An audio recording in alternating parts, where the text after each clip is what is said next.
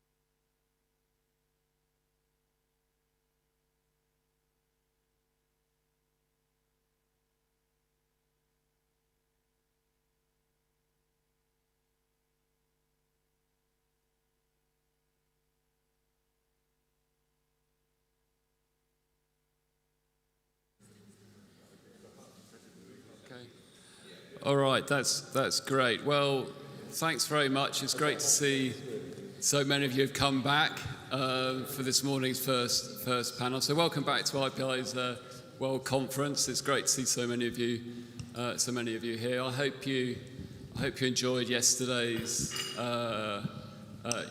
day, which I thought was full of some fantastic sessions on press freedom or artificial intelligence, and then the chance to sort of relax and take in a few films as well. This morning we have a very important panel on media capture. Media capture, as we understand it, is the use of economic and political vested interests to take control of and influence the editorial policies of media. IPI has been working particularly hard on it over the past few years in Europe, because it's one of those mechanisms for suppressing media freedom which doesn't fill the headlines. We don't see journalists being arrested, we don't see newsrooms being raided, journalists aren't being attacked under media capture. Instead, it's a process of silencing independent journalism by stealth. And I'm very pleased to be able to say that we have that Beata Balagova, who is a former board member of the International Press Institute and the editor-in-chief of one of the largest Slovak dailies, SME, is also one of the sort of victims of an oligarch attempt to take over her media, and she will be leading the panel this morning. So I'd like to hand over to you, and good luck. We've got 1 hour. Thank you so much. Good morning. There is already one positive aspect, that the room is almost filled, because that shows that you are actually interested to hear our stories about media capture. The alternative name or title of this panel could be that autocrats innovate as well. And I think that's a very correct description what we are going to talk about. As we have heard several times, media capture has become the main export product of Hungary by now. Viktor Orbán was able to create a propaganda machinery in a European Union member state, which in its effect even surpasses the communist propaganda system. And this is a very serious indicator. The Orban model actually inspires autocrats across the region. I have seen how Robert Fico, the former prime minister, who was forced to step down after the murder of Jan Kuciak, is now to come back. And in September, he might win the elections, and he's using the same strategies as Viktor Orban. His main argument is that George Soros is financing media and financing the NGO and the civil society to make sure that Brussels' anti-family policies and anti-nation, anti-identity policies are implemented. And that works with part of the society.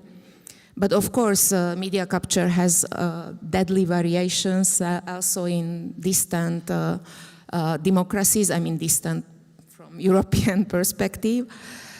And independent media is fragile in most post-communist countries by today. They fell victim of the oligarchic shopping craze, or they are facing governmental pressure, but also simply burnout of critical journalists or news fatigue. And they are also losing many battles with disinformation media. So that really creates a very sensitive situation when we cannot afford we cannot afford just keep talking and keep saying how serious the situation is. That's why we will try to focus also on strategies, how to cope with the situation. And with the help of my esteemed colleagues, we will we will point out the most serious challenges that we are facing today, and then we talk to strategies. Márton Gergely is the editor-in-chief of HVG, one of Hungary's remaining independent media. And I know him for more than almost a decade. And so thanks to him, I was able to follow developments in Hungary, which is a very fragmented environment. There are few independent media left, and they are really fighting for a narrow group of readers. And my question to Márton would be, and then as we go on, I will also always introduce other members of the panel when I ask them to make their contribution. So when for years you are struggling to survive, what impact does it have on the media environment when survival becomes the normal? And I assume that it impacts media quality, it impacts journalistic integrity, your ability to control power.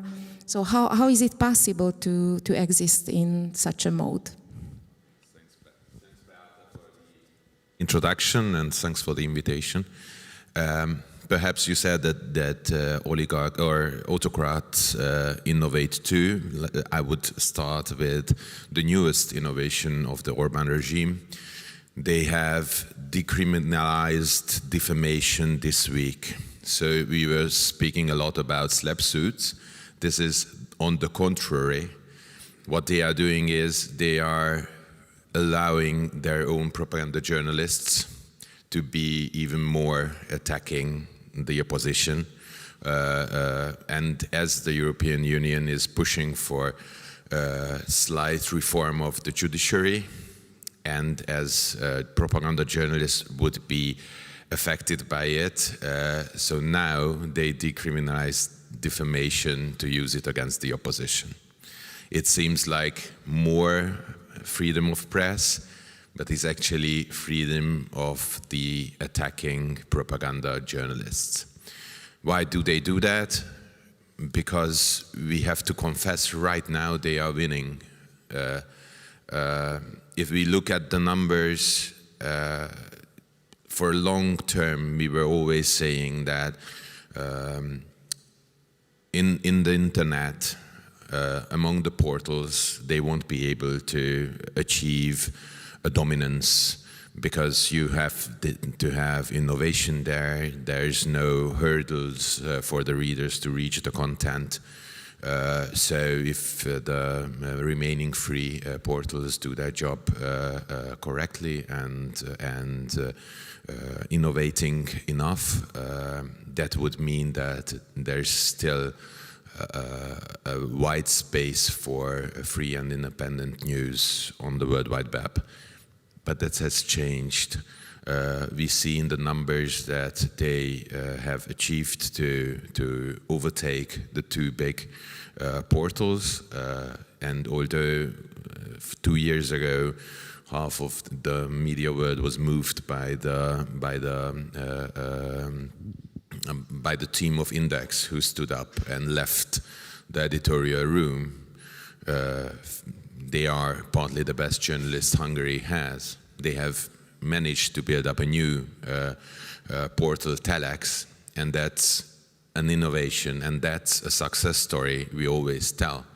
We don't tell the other side of the moon, the dark side of the moon, meaning that Index has hired journalists who have no names, who are unknown, but because they have that huge legacy media in their back, they are double as big as Telex is. So netto, the government won. And in all those cases, netto, the government won.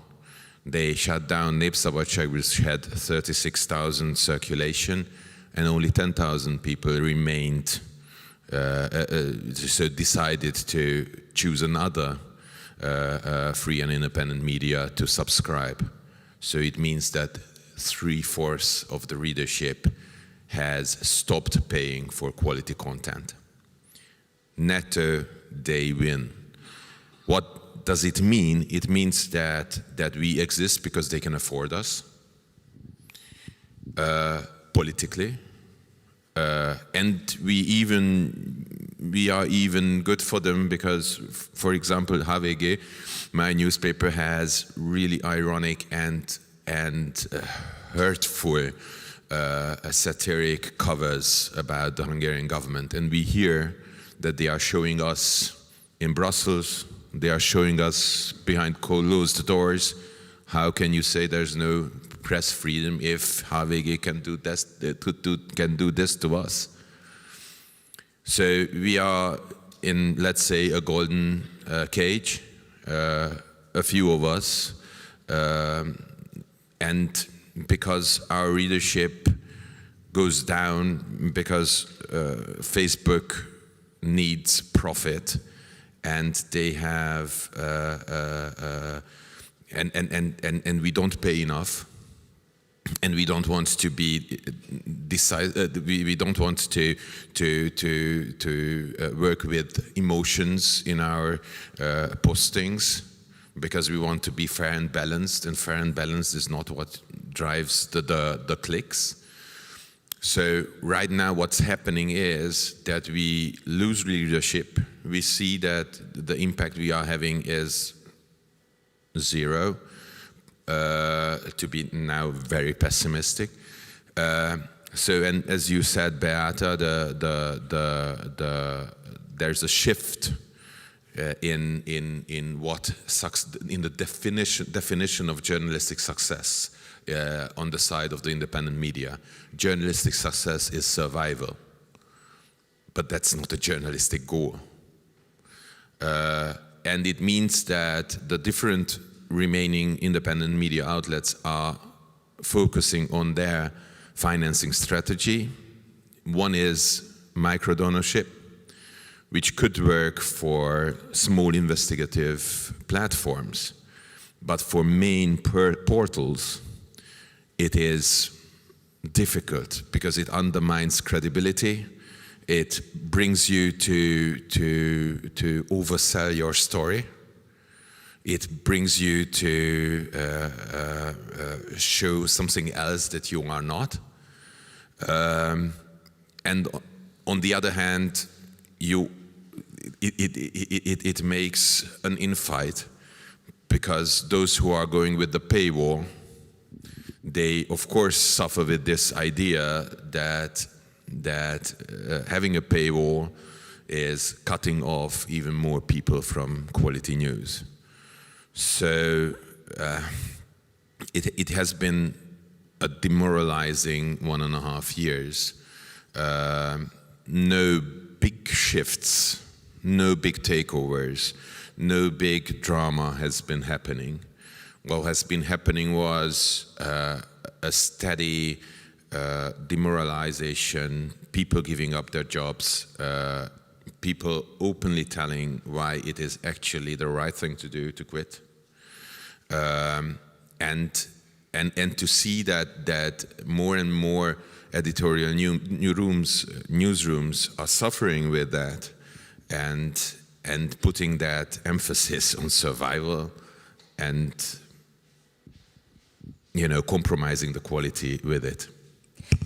While my newspaper was taken over by Penta more than 7 years ago, and during that time, we were not able to innovate. We really were not able to hire new people, because the only way this toxic investor was able to control us was not to approve additional finances.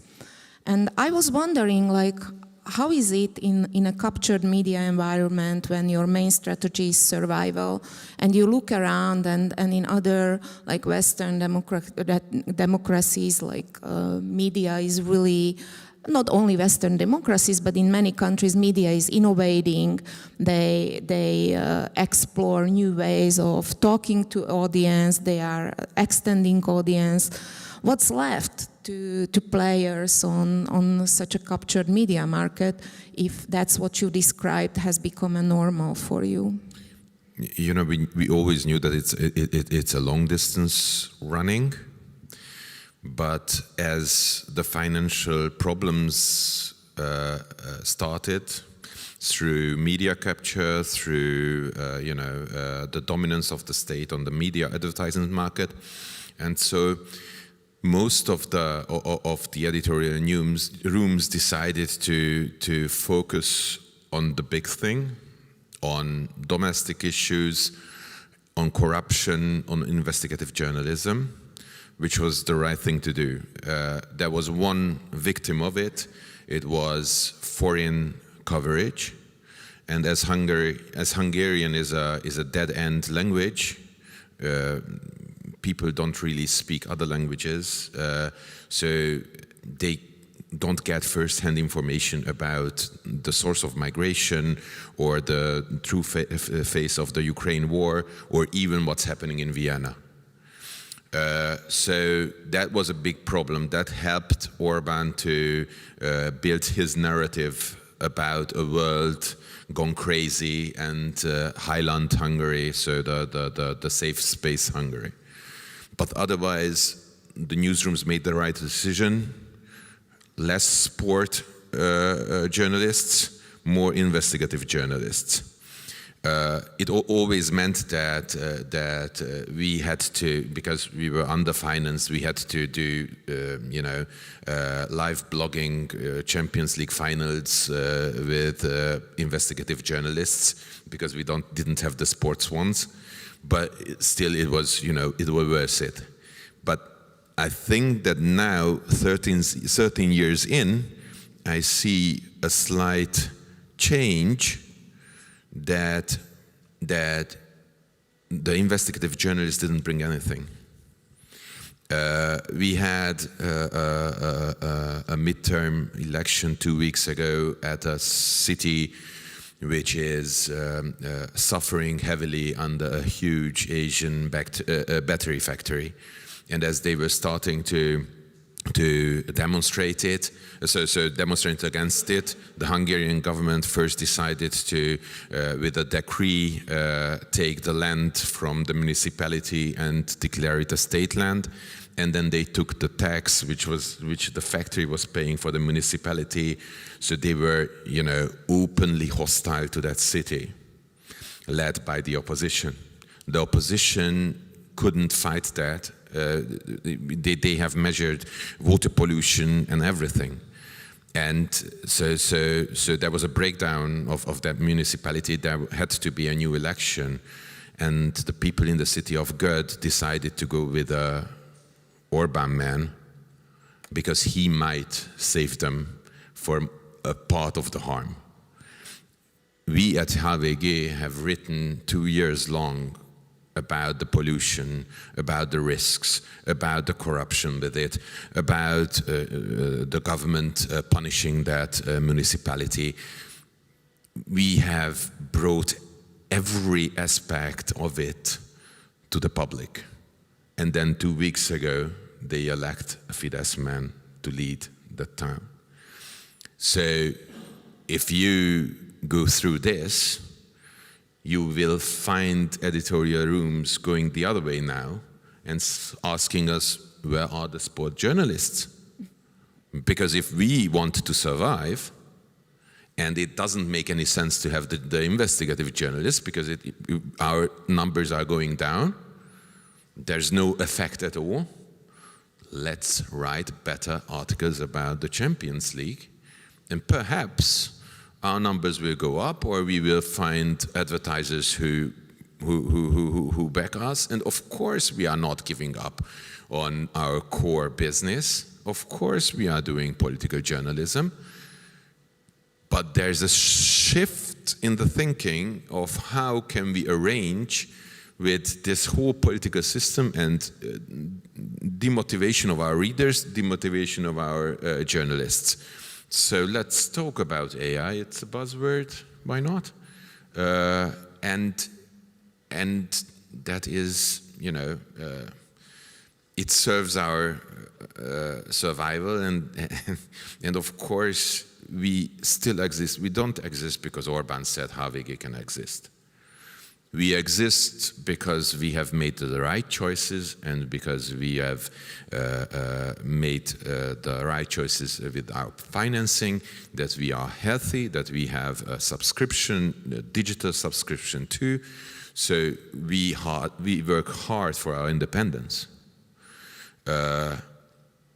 But right now, this demotivation means that we are thinking the other way as we were going the last 10 years.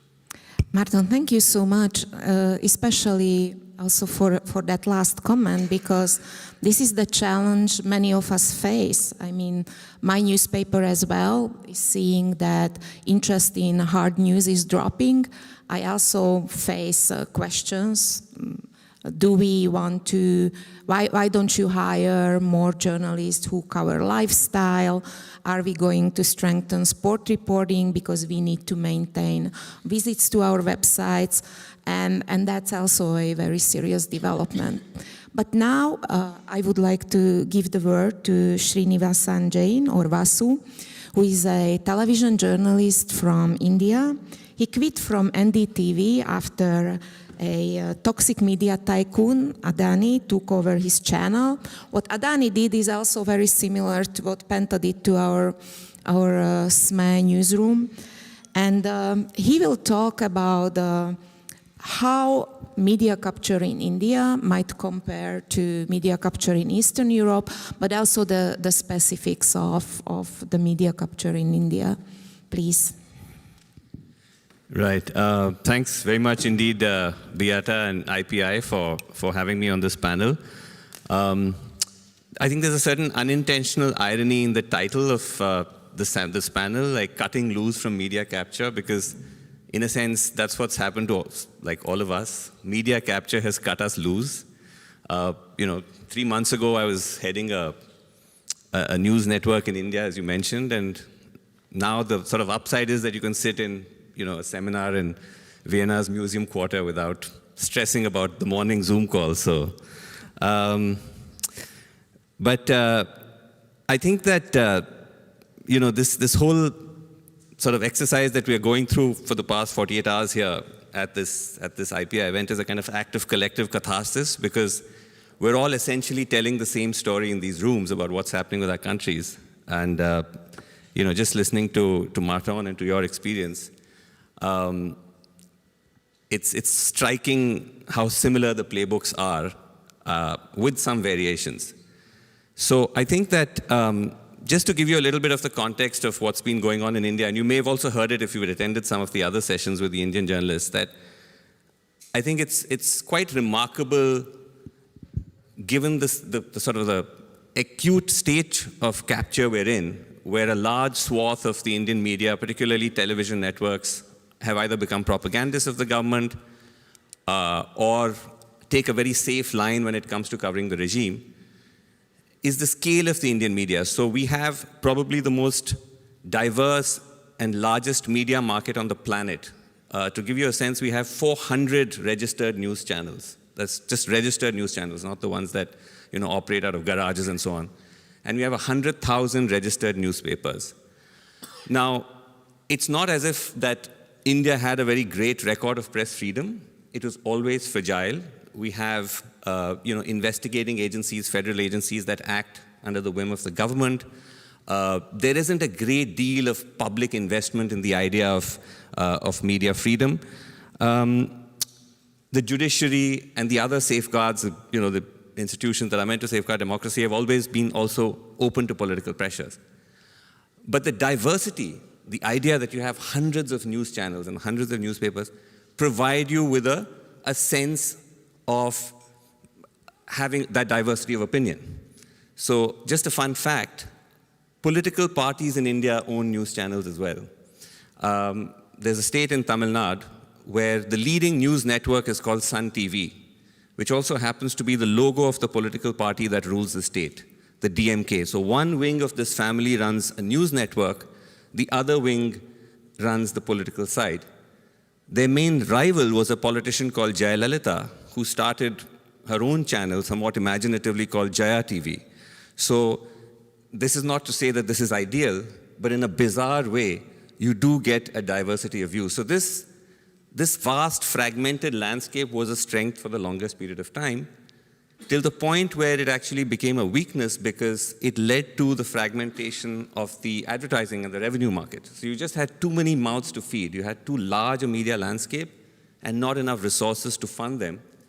And so the trend towards what we see now actually began pre-Modi, pre the arrival of the Modi regime, where in order to sustain revenue, there was a drop in standards, and there was acute tabloidization to chase ratings and so on and so forth.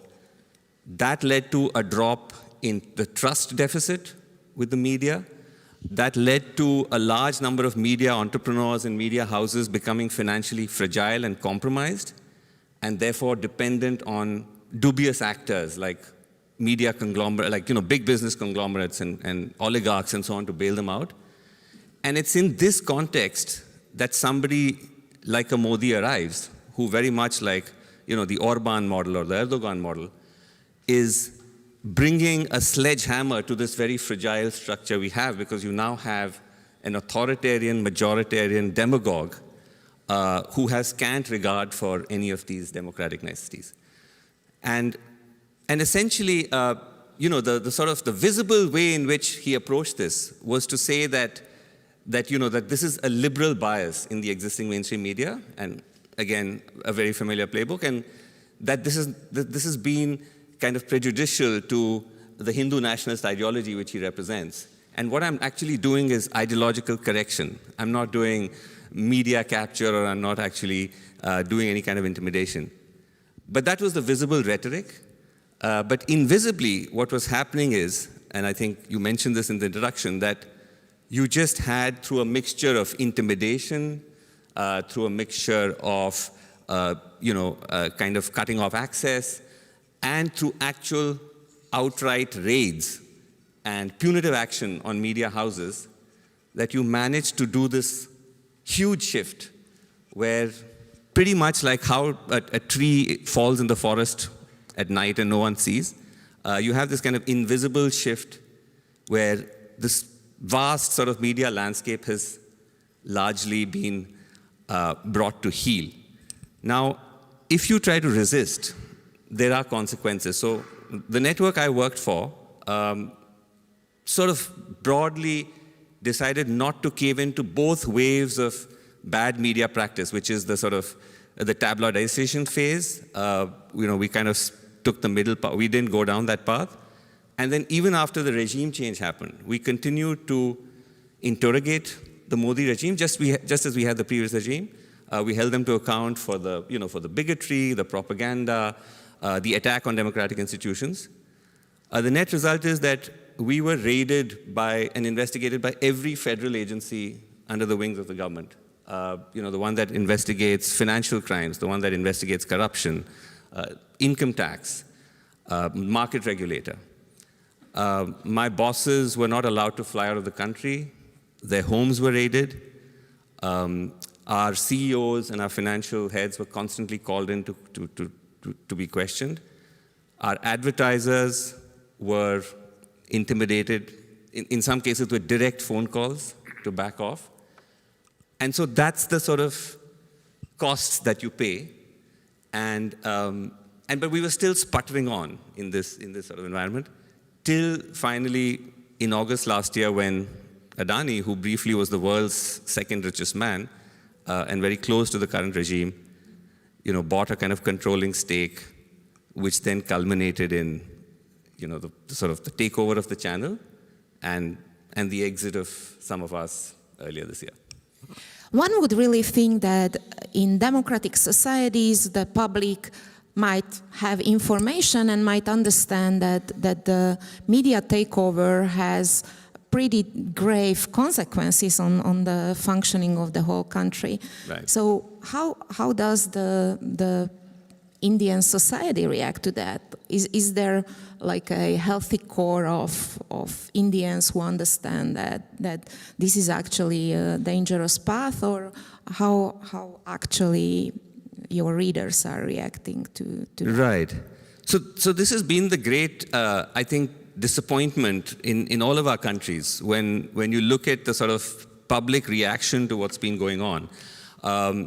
So the weird thing is that, that it's actually, for a lot of the media owners, caving in and taking a propagandist line has not just meant that you buy peace, but it's actually also, in a sense, not bad for the bottom line, because the sort of the media networks that are the biggest propagandists of the government are also the ones with the highest ratings. So there seems to be this almost bottomless appetite amongst Indian audiences for a constant stream of propaganda, for fawning over the great leader, for a stream of bigoted and Islamophobic reportage, which suits very much the narrative of the regime. So everything that you learn as journalists, right? The idea is that you break big stories, you scoop the government, you get a minister to resign, and that's how you also get good ratings or you get more revenue, is now the reverse. So there's actually, in a sense, a more profitable business model of actually speaking power's version of the truth as opposed to speaking truth to power. This is one side of it. There is another side where increasingly, because just as with your journey and with other journeys, we've now had almost 10 years of this. And there is a sense where there is a kind of disaffection seeping in. And this huge swath of propagandist media now actually is called Godi media, which Godi in Hindi means lap. And it's a term coined by a former colleague of mine who also quit with me, that this is the media that sits in the lap of the government. And now you actually will find people in public, when they see these channels coming and covering, let's say, an event which they will cover very much with the government line. Like there was a huge farmers' protest 2 years ago, which some of you may have heard about. They were protesting some laws by the government which they didn't like. And then you'll actually have people coming up to the reporters and journalists of this network and saying, Godi media is not wanted here. Go back. So there is a shift, but it is, I still feel, not significant enough to lead to a big change when it comes to the sort of the line taken by media owners or by advertisers and so on. Partly because, and this is my last point here, that I think what the regime has successfully done, and I'm sure this is very much similar in Hungary and elsewhere, is they've shifted the sort of public common sense as to what India is. So there's now a great acceptance of the fact that we are actually a kind of majoritarian autocracy, from being a kind of broadly imperfect but liberal and fragile democracy, that has now become the kind of unspoken common sense. And so when you reflect that in your media, you're actually, in a sense, pandering and playing to that. And I think that's been one of the great devious and malign successes of the regime.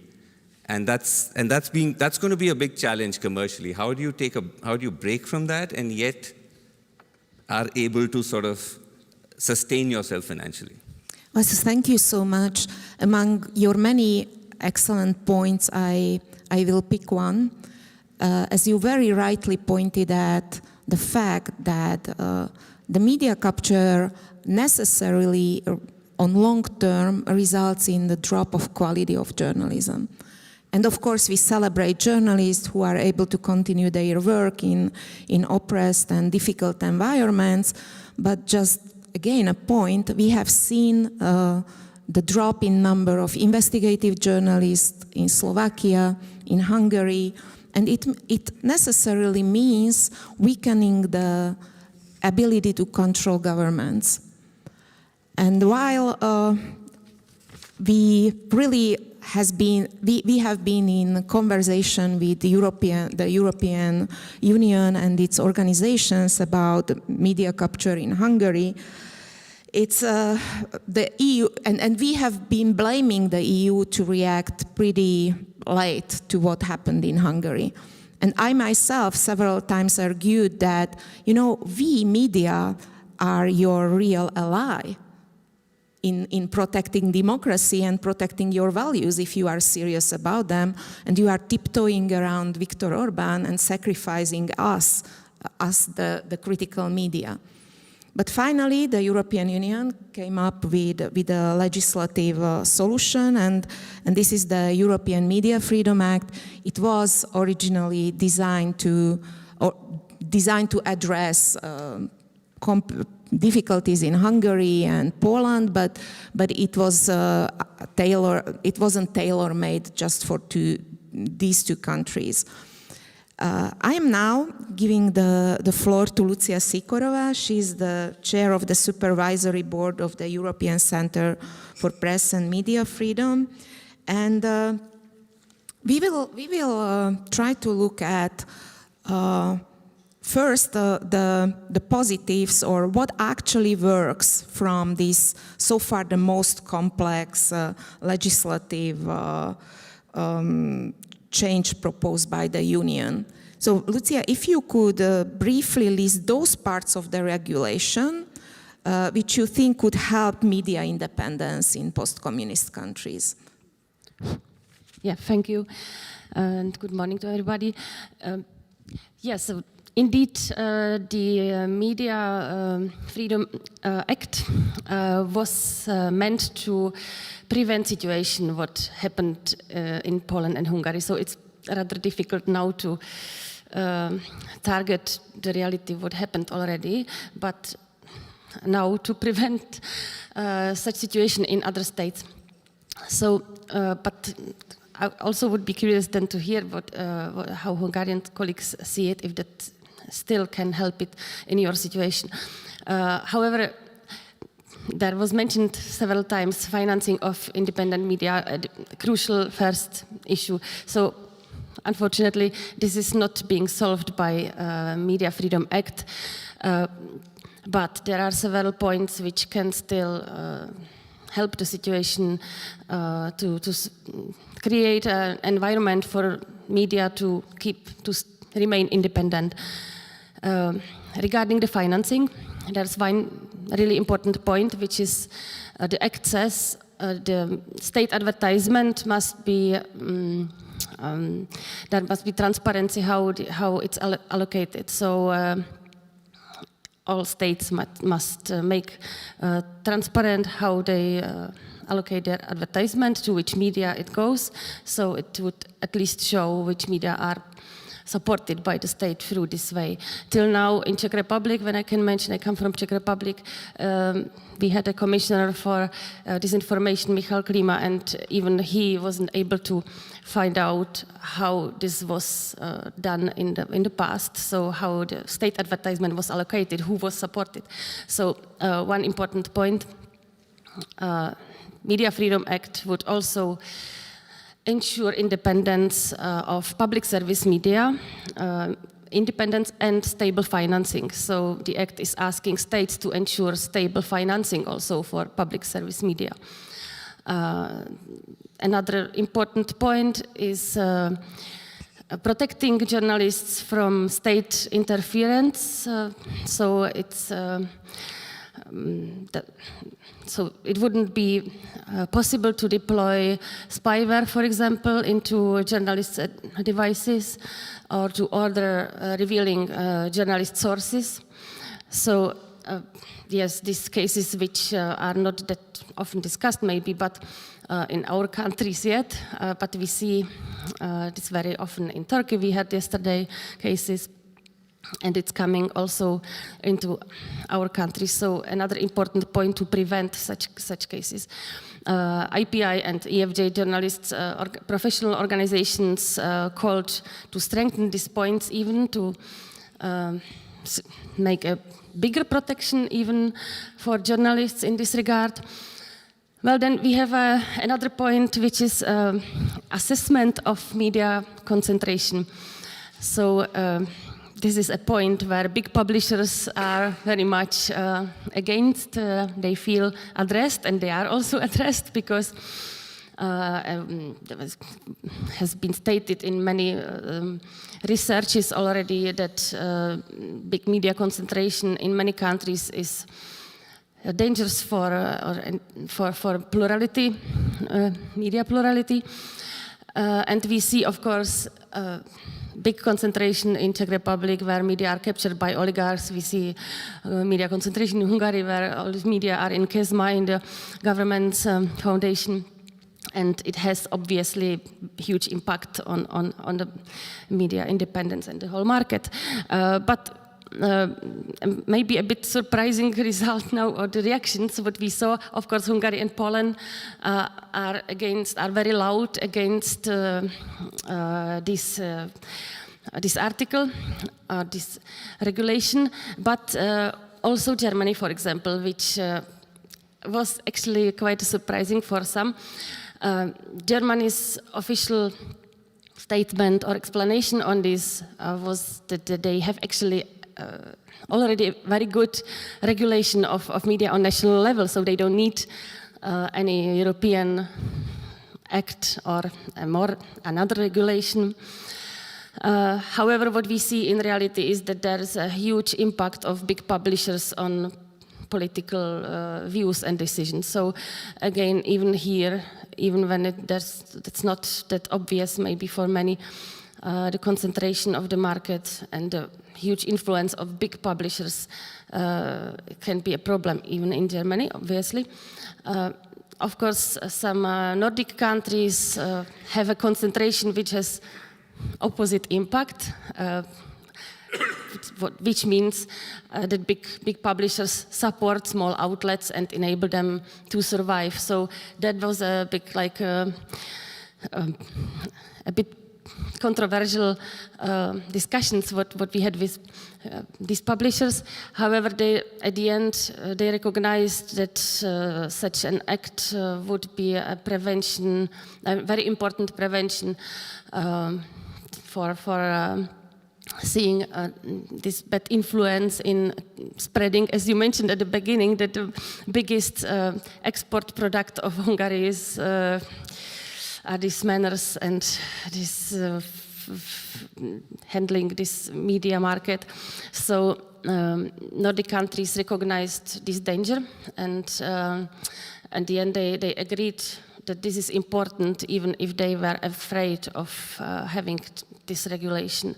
And they also understand that this act should not regulate those countries where the system is functional very well and there's no problem with plurality of media and media freedom, but would help states where this doesn't work. So to these positive points, maybe if that's clear enough. I don't know if you want. And maybe just one comment that yes, it has been almost like fight of forces, like how to balance, a whole European law, which some countries which are affected by media capture feel that the provisions are not strong enough, and then you have countries where they have a feeling that the provisions would interfere into a already well-functioning market. But it also gets to us to the point that you can have like great legislation everybody agrees on, but unless you have mechanisms how to enforce them in the countries, they are just on paper and they are a PR material that you can show up that we address the issue. And again, it goes back to the fact that autocrats are very creative in tricking, any provision.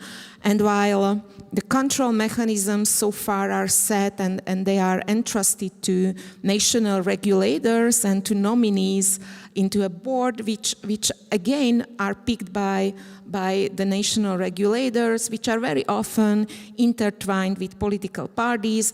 And I mean, in Slovakia and in other post-communist countries, we have a history of politically underlined people who sit on the board.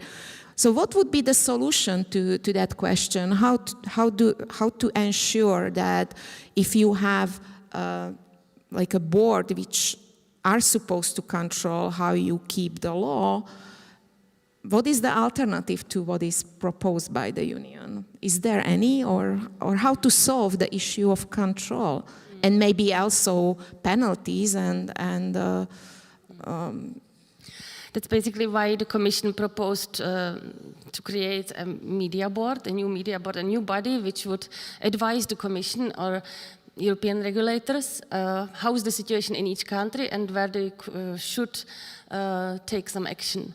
So this media board is of course also an object of many discussions, the independence of this new board, the independence on the Commission and on the national governments. The newest information we have at the end, maybe the Commission would be just left out of this because there were too many.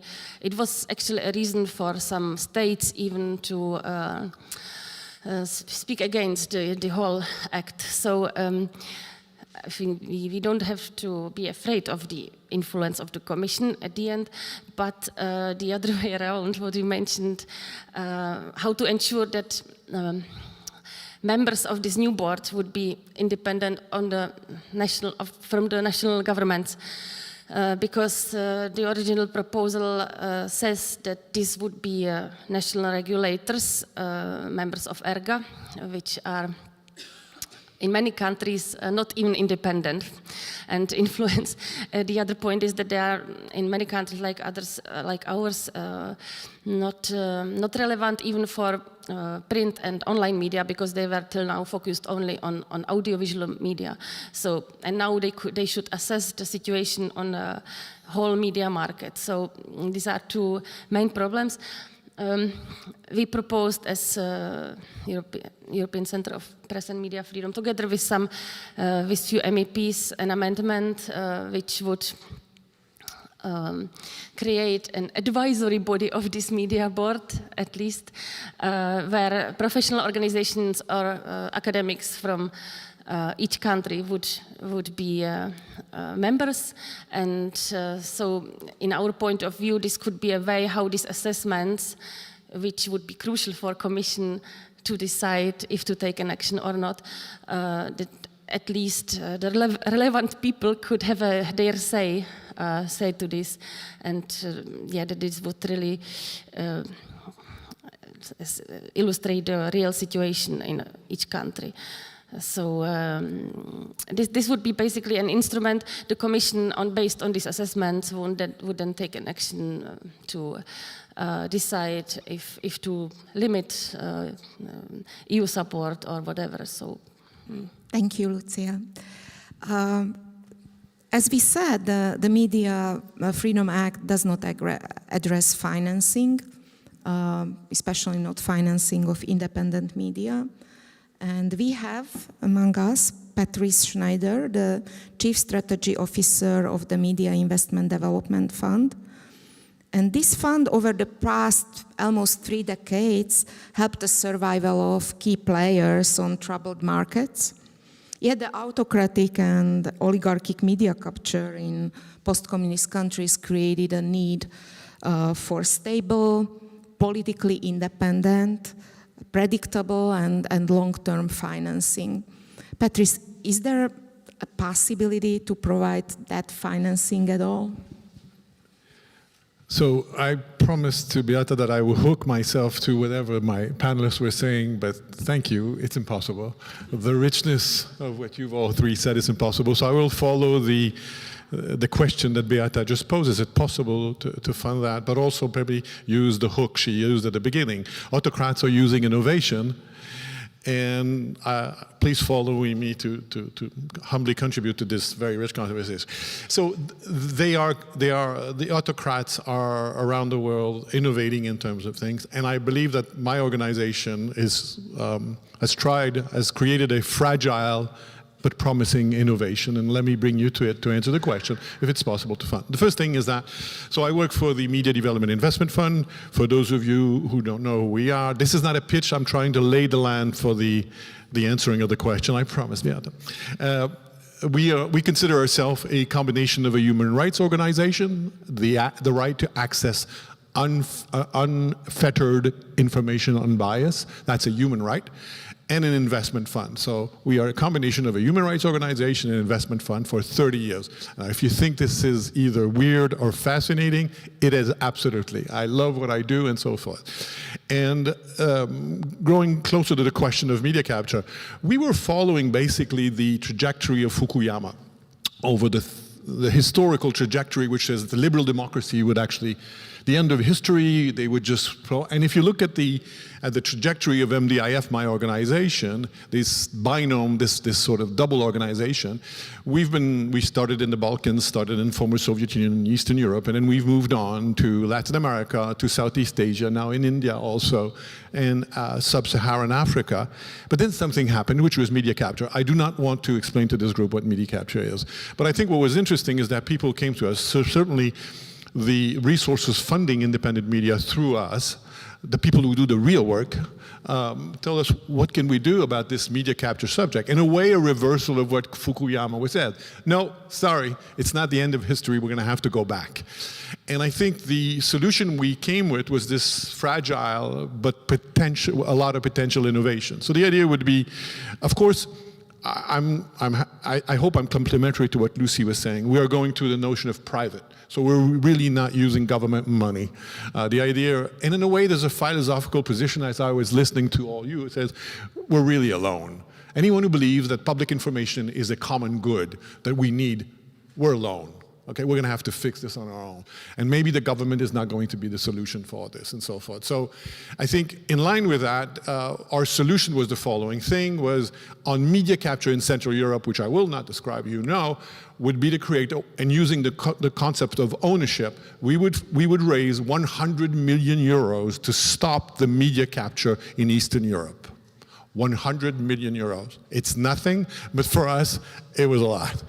We are not at 50 million. We've raised half of it, and we've stopped 3 media captures in Europe. The third one is going to be shortly announced. The first one was, with immense pride, was Daily Swing in Czech Republic, allowing us to have exited an ill-intent investment group inside one of the most vocal voice, not only in Slovakia, but in Europe. So 50 million, we've stopped the capture of 30. What does that answer the question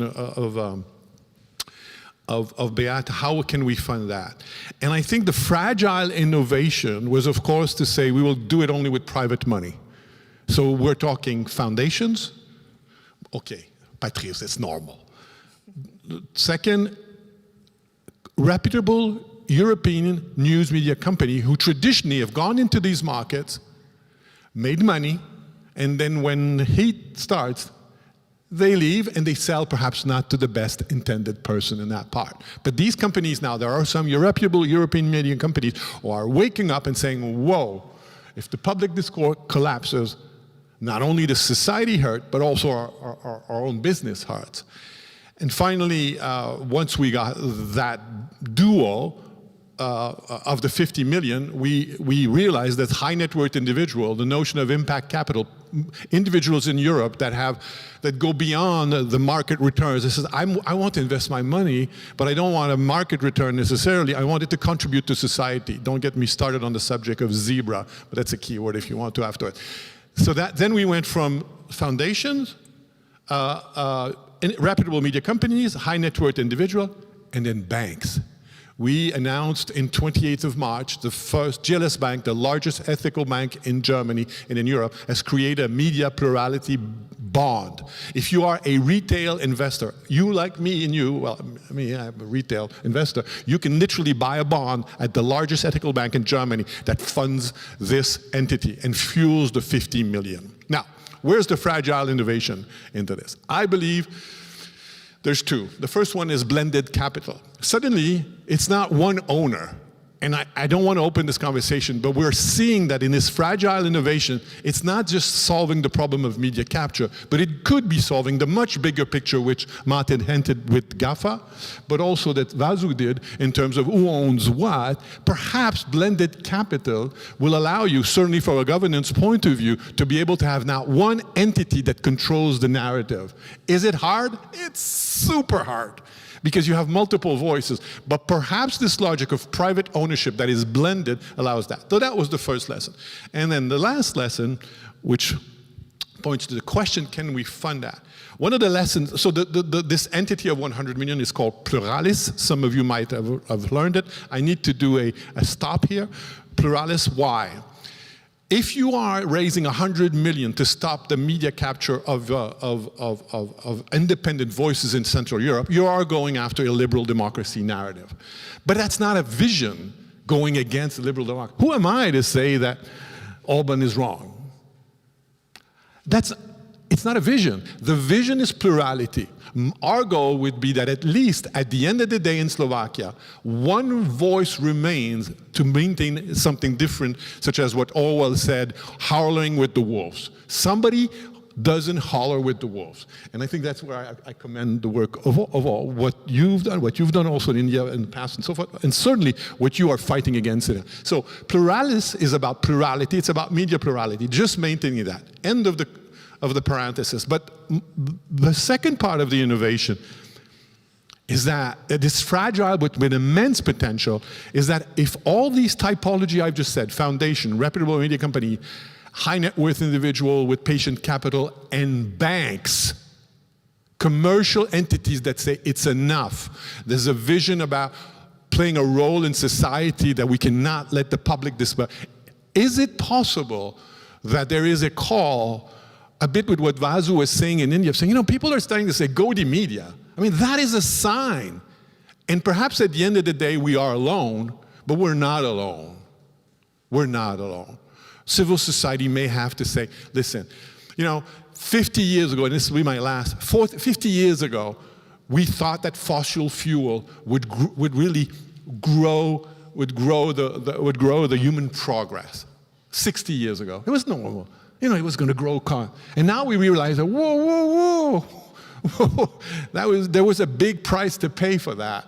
And I think we're in the middle of perhaps a consciousness about all of us to say, wait, it's one thing to have big tech coming, what technology giveth, technology gave it. Maybe we are at that moment, and it's the same thing about probably we need to get involved into owning the public discourse. Yeah, thank you, Patrice. I didn't want to interrupt you, but certainly we should talk a little bit about how universal this model is, and probably there are limitations to this financing. And you are probably overviewing what you have done so far, and while you look at the Central European media landscape, you look at Hungary, it becomes obvious that perhaps there are some limitations. Can we talk a little bit about that? So the limitation, I think, Vasu gave me the answer to that one. I think first of all, I think if you take this concept of blended funding, pluralis, raising capital from parts of civil society and corporate society saying, we want this simple, I think it will have a cultural flavor to it. I think what works in Slovakia might work in Hungary or in Europe in terms of saying there's a sensitivity of the space, the philosophical space, that might work. But now listening to Vasu in India, the fact that it existed before, in which the capture, it was a fragile environment where capture existed, but it was diverse. That's a fascinating paradox in a way. It was captured, but it was diverse. And then arrives an autocrat on the weakness of it. So in that sense, it guides me in saying that how universal this is.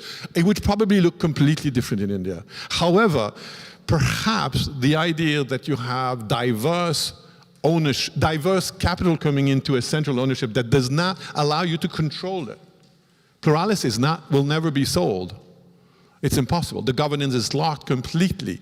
So I think my short answer is that I think the United States is now looking into the subject of pluralis because they're saying, well, the media deserts and they're not talking about the New York Times. They're talking about the small local newspaper, which can't cover the local authority government, which is creating a huge problem. Do you think it's going to be banks, foundation, high net worth individuals, and companies that are going to get into that mix? I don't know. But let's sit down and see what the community, the ecosystem and the organic ecosystem of a community that might be different. I do believe it's a potential, I think there's a potential of, I think the central point is that civil society has to start understanding that a free flow of information is the part of the common good. And if we use that, let's see what it looks like and how universal that can be. Thank you so much, Patrice. I was told by colleagues from IPI that we have left 5 minutes, so I would like to give space to some questions if there are any. Yeah, there are. Hi, hello, I'm Orsolya Seregei. I'm coming from Serbia. I'm working for the Sajtószabadság Alapítvány. We are the only Hungarian language independent newsroom in Serbia. Is there a light at the end of the tunnel, depending on media capture? Because we truly feel like we are swimming against a current at the moment. Who would like to answer that difficult question? Is there light at the end of the tunnel? Yeah, we have no choice but to see the light at the end of the tunnel. And I was wondering quite intensively that at the time when communism collapsed, we thought that with coming democracy, automatically some of the values will be maintained. But now we are seeing that over the past decade, actually we are experiencing a radical decline. And because it's not just a fluctuation for 2 or 3 years, so autocrats are counting on the fact that we give in. They are counting on the fact that we will switch to a survival mode and that eventually we will be cooked like that famous frog in the boiling water. And so I think that the only way to ensure that there is a light at the end of the tunnel, it's supporting any initiative, not only creating new media, but also explaining players on the market that there is no other way, just cooperation. Just, there is of course, naturally, there is a natural competition at every market, even in captured environments, as we described in Hungary. But unless the players understand that they need to support the remaining independent voices, then we are heading towards the darkness in the tunnel, and we won't see the light. And I believe that by explaining this to the indifferent public, we are facing a long and very tiring road, but there is no other option. So I don't think we can afford the image that there is no light at the end of the tunnel. Yeah, I like the story behind Hanukkah, the Jewish fest, where they reconquered the temple and they found enough oil for one day to burn. And the wonder was that it burned 8 days. So what happened on day 9? Was it dark in the temple? No, it wasn't, because it took 8 days to produce new oil. So on the 9th day, it was normal to have light. So this is the story I try to tell to my colleagues, that we are the ones who try to, work for that oil, that as the darkness is over, we will manage to have light as normality.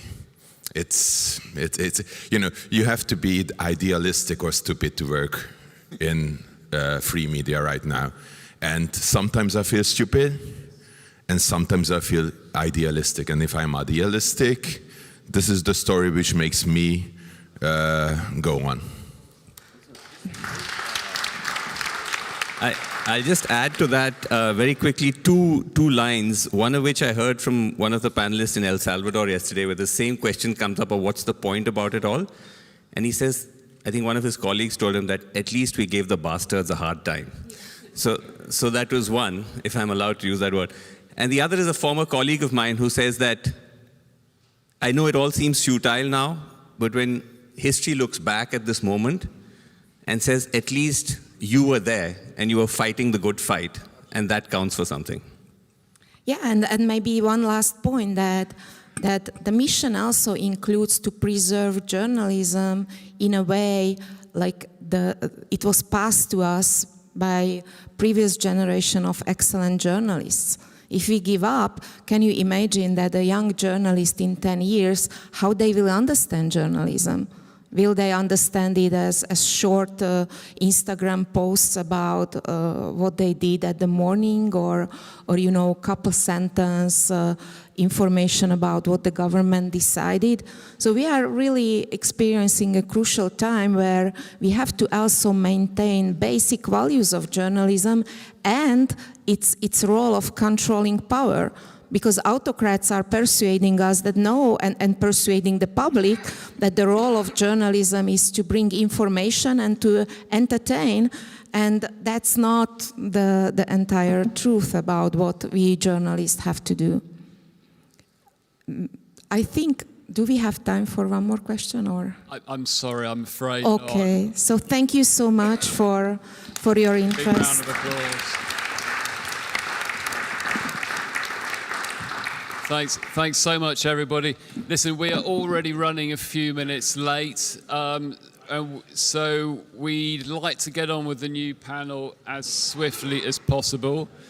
If you are staying, then stay in your seats. There are other sessions going on in the arena hall. What do we have? We have a session on local news, bringing disruption near you, and in the Leopold Museum, there is the session on the impact of artificial intelligence on media pluralism and public interest information. So if you are going to those, please leave swiftly and quietly. Otherwise, maintain your seats. And we'll have the new panel in just a moment.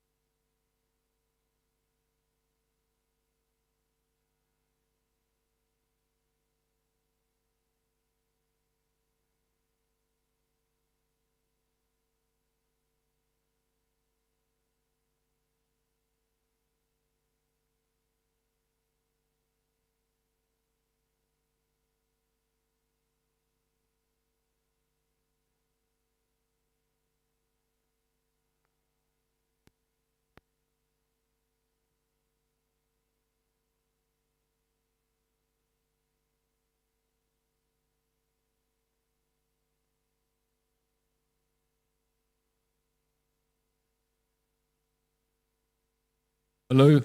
Hello. If you could all please take your seats now, we'd like to move on with the program.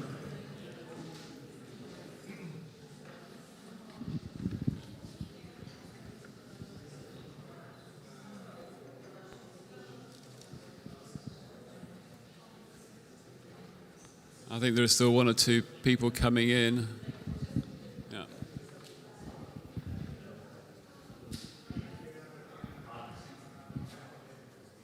Okay, so this panel is about surveillance. Of course, I'm sure you're all aware of the various scandals that have taken place in the last 2 or 3 years about the use of spyware, of Pegasus and Predator. IPI have been following these cases and leading some of the calls for greater accountability and greater control over the use of spyware. We've seen how it's been used in places like Mexico or the Dominican Republic, in Europe, investigative journalists in Hungary, or journalists working on migration reporting issues in Greece have been particularly targeted, and governments have often hidden behind the label of national security protocol not to give information or to justify the use of spyware. Of course, it's not just security agencies that use spyware to target journalists. There's also been the use of non-state actors to do that. So this is, of course, a matter of great concern. In the previous session, there was talk and explanation of how the European Commission is dealing with media capture under the European Media Freedom Act. Within that act, there is also an attempt to regulate the use of spyware, which we support, but we think it should be strengthened and could go much further if we are to properly protect journalist source protection for the future. So I'll hand over the panel now to Scott Griffin, who will introduce and run the session. Thanks very much.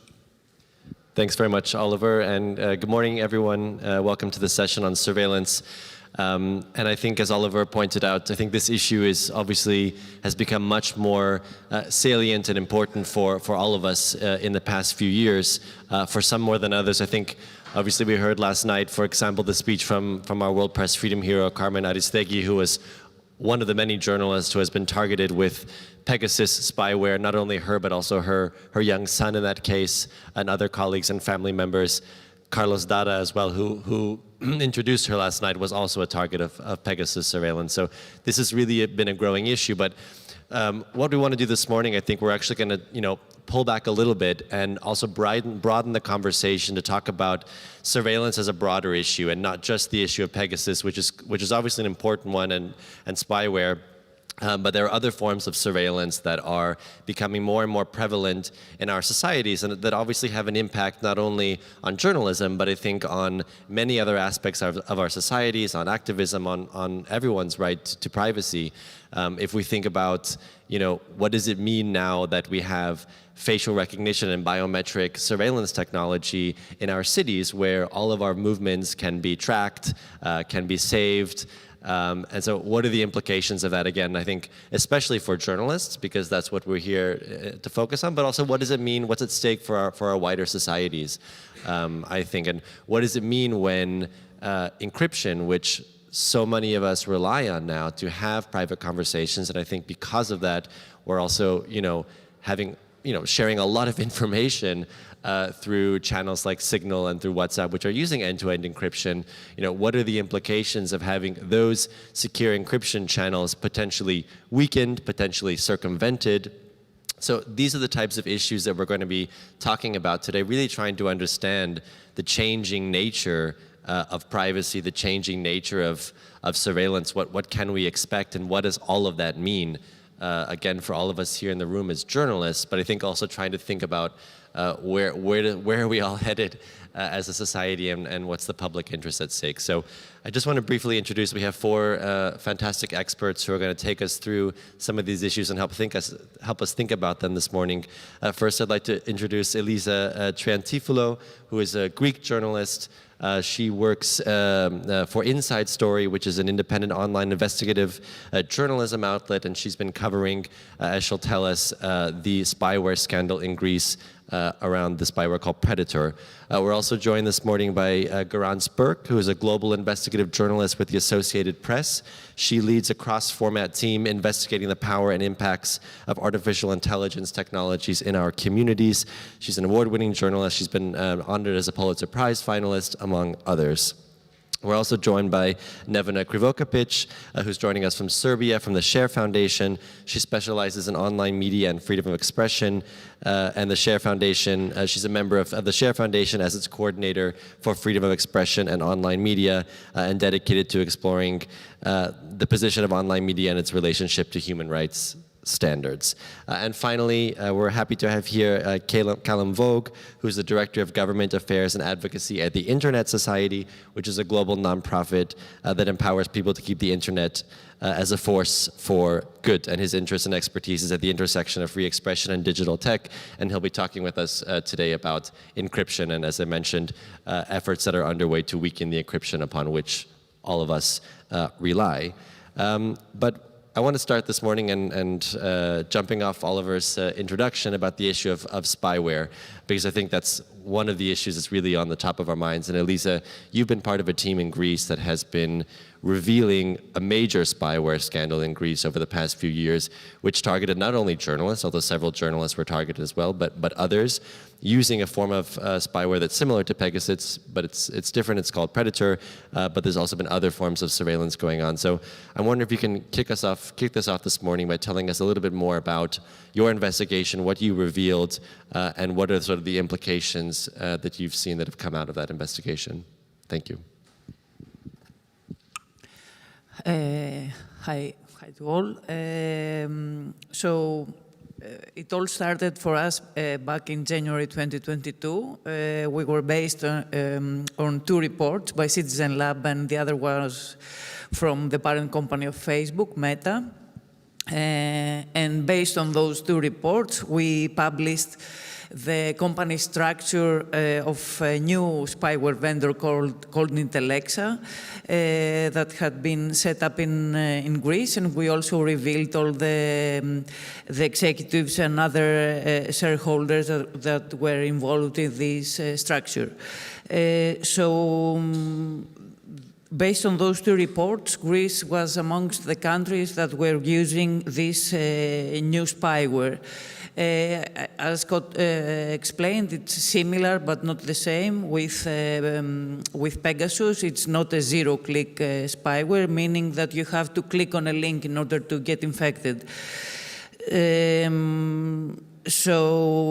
A few months after our first report, on April 2022, we published the story of a colleague of ours, Thanasis Koukakis, who is the first confirmed case of predator use against an EU citizen. And as it turned out, before being infected with this spyware, he was also under legal surveillance through the telecom provider on the grounds of national security. At this point, I would like to make a small clarification. In Greece, the only legal procedure that the state can use in order to wiretap someone is through a prosecutor and the telecom providers. So peer-to-peer, let's say, infection with a spyware is totally legal in Greece. As you all know, the spyware turns your mobile phone into a perfect spy. It can turn on and off your microphone, your camera, has access and can extract all the content of your mobile device, like files, contacts, photographs, and also has direct access to your communications, even those conducted through encrypted applications. So we can all understand in this room what this means, not only for our privacy, but for the safety and security of our sources. So a few weeks after our first revelations, my colleague Tassos Teloglu and I, and also other colleagues investigating this story, were put under physical surveillance and in an effort to identify basically our sources. And also last November, someone snatched the backpack of my colleague Tassos while we were waiting in the airport of Thessaloniki for our flight back to Athens. And this incident happened just right after we visit North Macedonia in order to meet with our colleagues there from IRL for a cross-border predator-related investigation that we are conducting with the help of IJ4EU. So where we stand today, after 1 year and a half of the story broke, after the story broke, we know for sure that we had a widespread misuse of the legal procedure with the pretext of national security. And we had use of spyware from or on behalf of Greek state,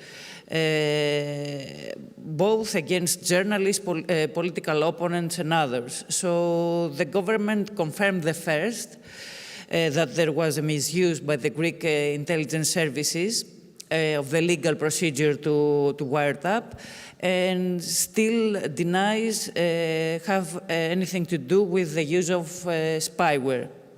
But at the same time, the Greek government doesn't seem that eager to find out who was using it against the Greek citizens, if not them.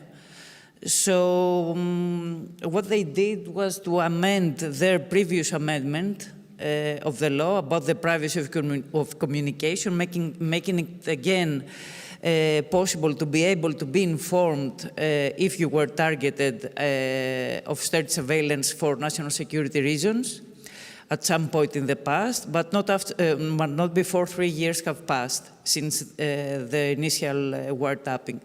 And also the Greek government introduced harder criminal penalties for private actors that might use spyware, saying that we are the first that banned the use of spyware, but at the same time, with the same law, they introduced a provision making it legal for the state to acquire such softwares like Predator and others.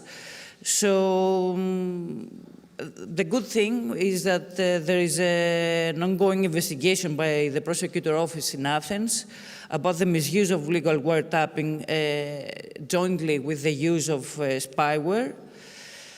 And as it seems, the pressure to the government wasn't that huge in order to give answers, and there is a share of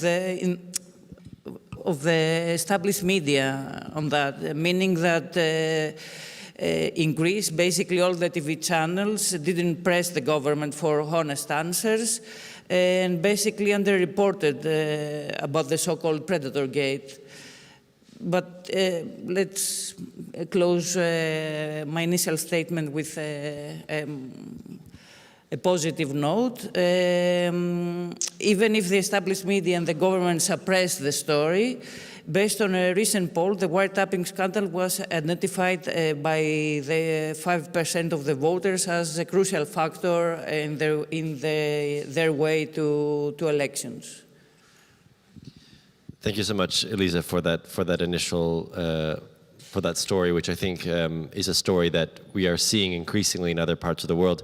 I'm curious, though, about what you were saying at the end. I think about the fact that the government didn't receive a lot of pressure, both from established media, but also what was the level of public pressure? I mean, how much pressure was the government under from people who heard about this scandal to sort of take action and create guardrails to protect against the abuse of surveillance and this type of software? So there was an initiative that took place that was against wiretapping, with many people involved in this initiative. There was a rally against wiretapping in Greece, and also there was a wide discussion on social media from people that said that this is not accepted. But the thing is that when the mainstream media does not report on something, this issue is a non-issue for a wider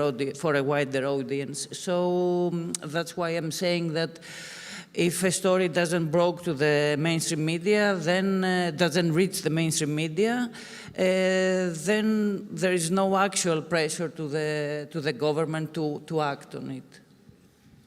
And is that because the mainstream media is, not interested in this story, or is there not enough sensitivity about how, serious or important these issues are? Just as a last question about this. Yeah, in my opinion, because basically all the mainstream media are government-leaning in Greece, and because the government wanted to put a lead on this story, that's why most of the media didn't report on it. Thanks, and maybe there are actually some links there to the panel on media capture that we had before. But thank you very much, Elisa, for that. And now we're going to do a little bit of a pivot, I think, and turn to some of the other issues that I mentioned in the introduction, and heading more in the direction of biometric surveillance. And to kind of help, put this issue on the table, I'm going to ask Garance to talk a little bit about her global investigation tract. And Garance, you and your team really looked at sort of the growth of biometric and actually AI-supported surveillance, in particular in relation to the pandemic and sort of what came out of that. So we'd be grateful if you can take us through sort of what your team found. Thanks so much. So it's such a pleasure to be here. And what I'd like to talk about today is a global investigation that I led last year, working with AP colleagues across the world, looking at the impacts of surveillance technologies that went into place during the pandemic. So new tools that governments put out there, often with the idea that this would help curb the virus, this would help governments do contact tracing, but then we saw these tools were later repurposed for aims that were completely unrelated to the pandemic.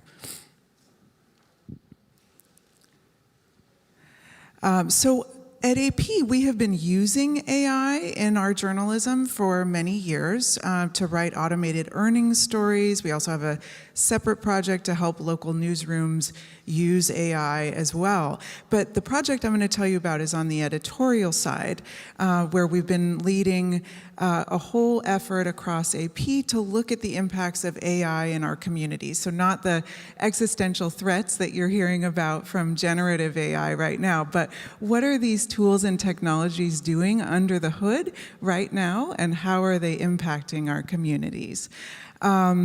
So what I want to talk about is this series Tracked, and clearly what we found is that machine learning and AI-powered tools can help improve the quality of our journalism, but if they're misapplied, they can also encode systemic racism, deepen discrimination, and further surveillance into new realms. So our content is seen by half the world's population every day. And so we really chose to write about these surveillance technologies for a broader audience, thinking that instead of just focusing on a tool approach, we wanted to show the real impacts. And so wanted to make these stories really centered on people, because people respond to stories about people. And we also wanted to be very specific about how these tools work, to demystify this notion that AI is beyond any of our capabilities to understand, and to break apart for our audiences exactly what governments had done. So the story that I'll talk about today focused on how early on in the pandemic, governments got this real fire hose of information of individuals' private health details, photos that captured our facial measurements, our home addresses, and that was all to power surveillance tools that they said would help stop the pandemic. But what we found is that actually those were used for a lot of different purposes. And at AP, we operate in 250 locations nationwide, and particularly for me, I wanted to make sure that our coverage reflected the communities that we live in and work in. And so more than 40 staffers participated in this story. More than half of the core team were people of color, about half were women, and many of the staffers were from outside the US. So one of the goals was to really further our colleagues' ability to cover AI. We were glad to be able to do so in a way that really was rooted in our staff's experience.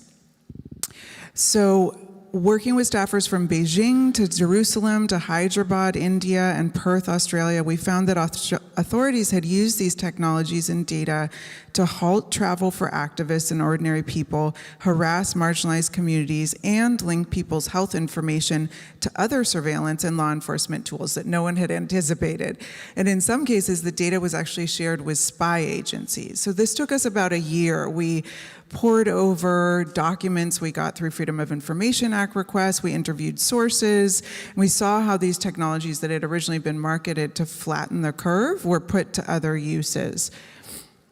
So for example, who was impacted? In Israel, civil rights attorneys estimate that hundreds of people got this particular text you can see, that says in Arabic, "You've been spotted as having participated in acts of violence in the Al-Aqsa Mosque. We will hold you accountable." And many, including this worshiper in the photo here, said they really only lived or worked in East Jerusalem and had nothing to do with the unrest. But what they did not know at the time was that the Internal Security Agency, the Shin Bet, had been using mass surveillance technology that originally was mobilized for coronavirus contact tracing against Israeli residents and citizens for purposes that were completely unrelated to the pandemic. So again, in trying to keep this story focused on the people impacted, for over a year, my colleague Joe Fetterman met with Majid Ramwali, who's a young Palestinian man who got this text message. And eventually he felt comfortable to talk on the record and be photographed. The Israeli government said that they needed to use this old phone surveillance technology that it had previously used to monitor militants inside the Palestinian territories. But then a year later, during the pandemic, they started using it to send these threatening messages specifically to Israel's Arab citizens and residents who the agency suspected of having participated in the violence. Now, Ramlawi said that he was never there. He was just at his job making coffee when that was happening. And he told us that he really worries that the surveillance enabled to stop COVID poses a lasting menace for residents of East Jerusalem. And as the violence in the same area has continued, some residents have continued to receive similar messages. And then in India, as the pandemic took hold in 2020, local police were tasked with enforcing mask mandates. So they turned to facial recognition technology to do so. They had already been very tech forward in the state of Telangana, where Hyderabad is, and this was basically a big policy push to implement AI technologies in what activists describe as like 360-degree surveillance. We talked to the police in Hyderabad and were able to actually get rare access inside the Hyderabad police headquarters, where we saw the facial recognition technology being used against footage coming in from CCTV cameras. So we wanted to ensure that we provided a fair and accurate portrayal of how the police were using these tools, but they had originally denied that they used facial recognition technology in the first place. So even learning that was important. But there were some dangers. My colleague Kritika Pati was threatened by Hyderabad police as she was inside police headquarters. They scanned her face and then later tried to tell her not to use some of the information that they had provided on the record. But we also were able to talk with officers on the street who said that they decided whose face they scanned was based on a pretty subjective criteria, who they decide is suspicious. And for advocates in Muslim communities in Hyderabad, this was unsettling.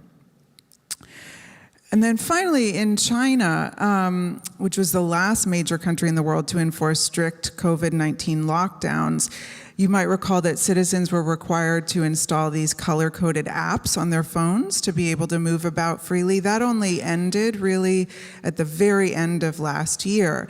And what we found is, these apps drew on telecommunications data, PCR test results. They produced these individual QR codes that you can see, and it would turn from green to yellow to red, depending on your health status.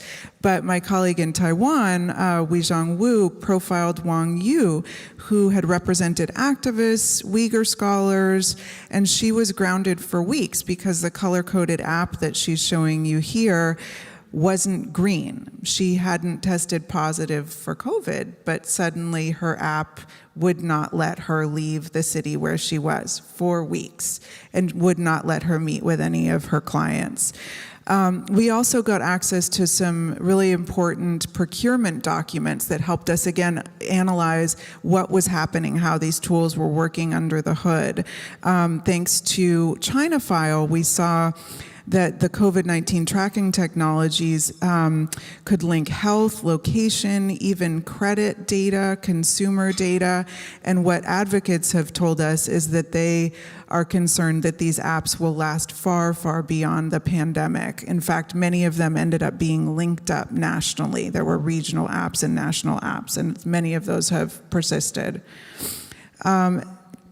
So this was not, something that was unique to Israel, China, and India. We also found problems in the United States and in Australia. And we came across some methodological challenges, but what I'm going to posit today is that even if FOIA is imperfect, even if you don't have an insider who can leak you the entire code base for the app, there's still many ways to report on these new forms of technology that can be used to monitor journalists potentially down the road. And that's through, going through a number of different methodological approaches. And it's also important to keep in context, politically, culturally, economically, who these tools may be targeted against. So we found many different ways to report on these tools. Here are some on the slide. Of course, the contracts, any audits of the tools, any laws, regulations are certainly helpful. But there's also ways to go into surveillance technology by understanding the humans who built it and deployed it. It's particularly important to look for disparate impacts, as we did, for example, with the facial recognition cameras in Muslim communities in Hyderabad. And then we also really wanted to seek stories that, again, would hit hard because they're focused on people rather than a dry tech tool. So I'll just end by saying it's particularly important for us to know our threat landscapes now as journalists.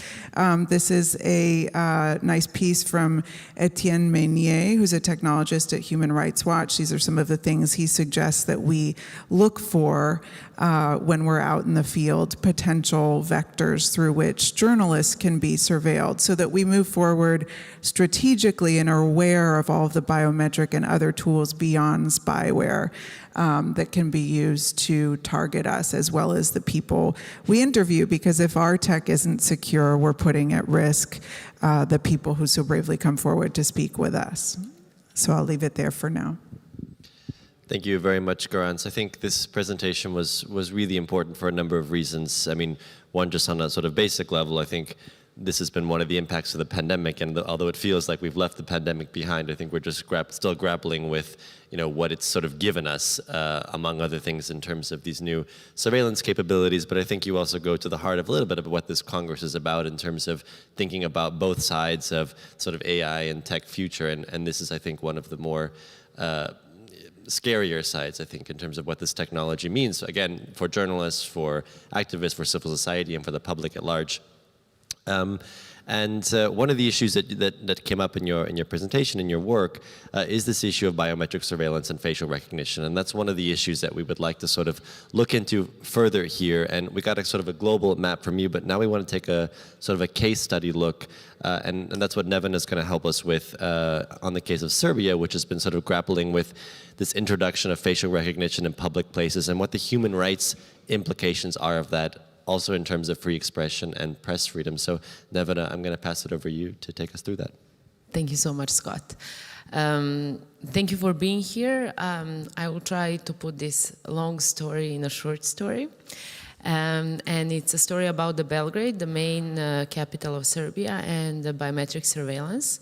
All started in 2019 when our Minister of Interior got on TV and said that there won't be an alley or a street that won't be covered by the cameras in Belgrade, and there won't be a perpetrator that can't be found. So that put an alarm in our office, so we start investigating what he means by that. Of course, traditional methods, sending the request for information from the government and other authorities, no answers. Typical research, go on Google. So we managed to find a study on a Huawei site that was talking about the smart city of Belgrade. We took it down, and the majority of information that we have are from that document. The interesting thing is that once we analyzed it and published it, the document disappeared within a couple of hours from the Huawei site. We still have it.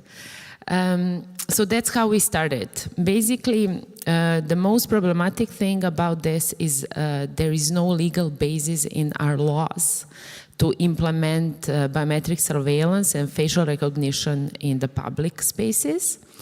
And that's how our fight started. So we started to map all the cameras that they start putting in the streets of Belgrade. And if you visit Belgrade, you will be definitely able to notice them because they are all around. They are completely mixed with the traditional surveillance for traffic and the regular cameras that don't have an AI systems and facial recognition systems inside. And you can see the whole Belgrade covered. We haven't had any information, so we mobilized people and our citizens, and we mapped more than thousands cameras around the city, not only in the city center, around the whole city, and we made an open map where you can see where those cameras are. So with that, we started explaining people. We got a really big media coverage in Serbia, I can say that, throughout all these years. So the general public are aware of this problem. And then at the end of the summer 2021, the draft law just showed up somewhere. So we were lucky to catch it in time. And of course, the draft law, one of the things was to legalize the biometric surveillance in public places. So all the organizations from Belgrade, Serbia, and also with the support of the other organizations that are fighting the same cause from Europe, especially the ADRI network, we managed to fight back for the first time, and within a couple of days, the law was the draft law was withdrawn from the procedure. So that was a small win, let's say it like that. And then from the streets and that part of the activism, we were invited to come to institutions to have a conversation with the Ministry of Interior Affairs, with the police and everybody. So, Scott, please remind me of the time.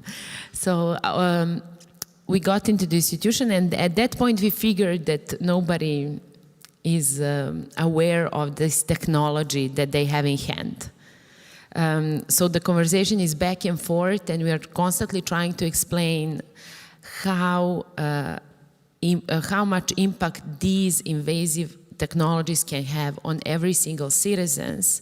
And in this particular conversation, if we add a layer of journalism, media freedoms, and free speech, that's additional layer that is also will provide a chilling effect on everybody, especially on journalists.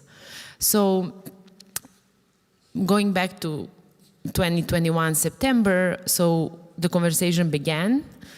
December 2022, end of last year, very end of last year, they put another draft that is a bit better, but not enough for us, because we want a complete ban of biometric surveillance.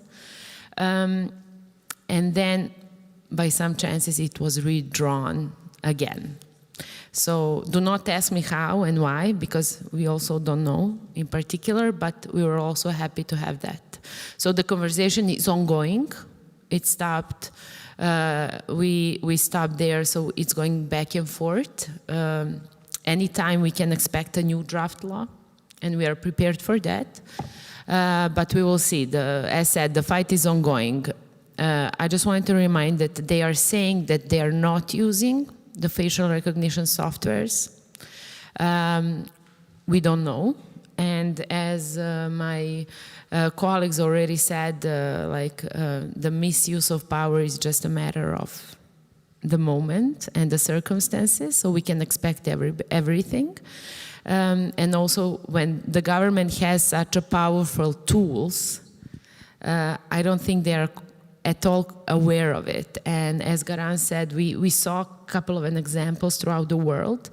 I can't imagine what can happen if we put those kind of the systems in place.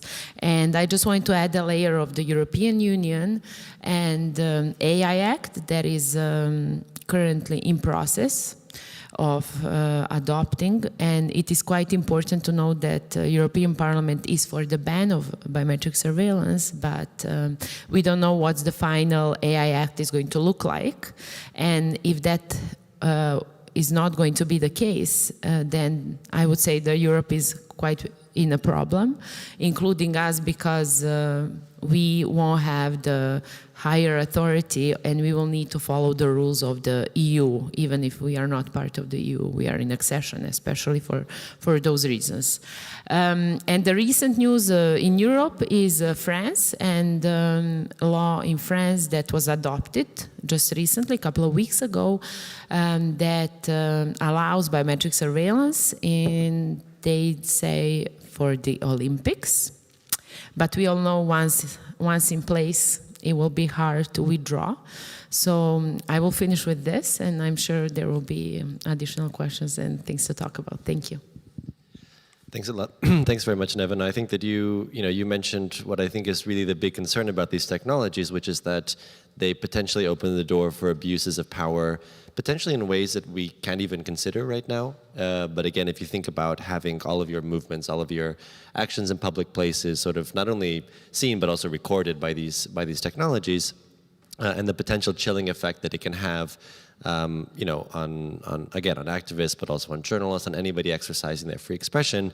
And again, I'm not sure that we can even conceive yet of how problematic that can be. I think maybe just one brief follow-up question to you, because you talked about sort of, these, legislative efforts to limit the use of biometric surveillance. I mean, is this something that can be stopped, or is this a trend that is just something that we are going to have to deal with? I'm definitely sure that it's an ongoing trend, but I think we should push hard every time on the smallest things, because as long as we can push, it will give us more time to explore, to see the misuses, and to emphasize why it is not important. I don't think we can fight it completely and say that somebody will say like, okay, we will ban it and it's not going to exist. It's just the moment of, in each country in the world, when it's going to pop up some kind of these ideas. So I'm sure we just need to fight back like really hard every time when we hear something like this.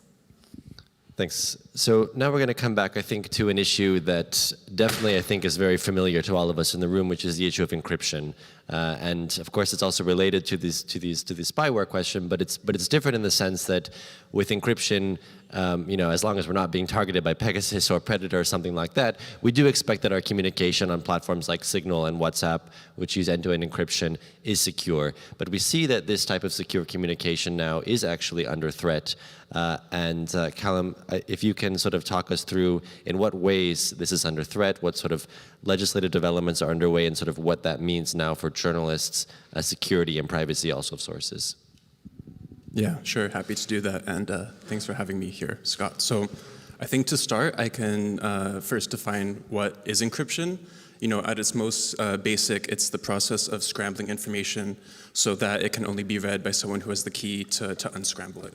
And the thing is that we use encryption every day when we send a WhatsApp or a Signal message, as you mentioned, but also when we load an email, when we transfer money through our bank, when we load a website, this is all protected by encryption. So we're using it every day for the most important information that we really feel that we need to protect. The reason we do this is that there's three main benefits of encryption. The first would be confidentiality, that I know that others cannot read the content that I'm sending. The second would be data integrity. I know that third parties cannot manipulate or edit the information that I'm sending. And then the third would be authentication. So when you receive a message from me, it really is from me and not from some imposter pretending to be me. So these are the reasons why we're using encryption, basically.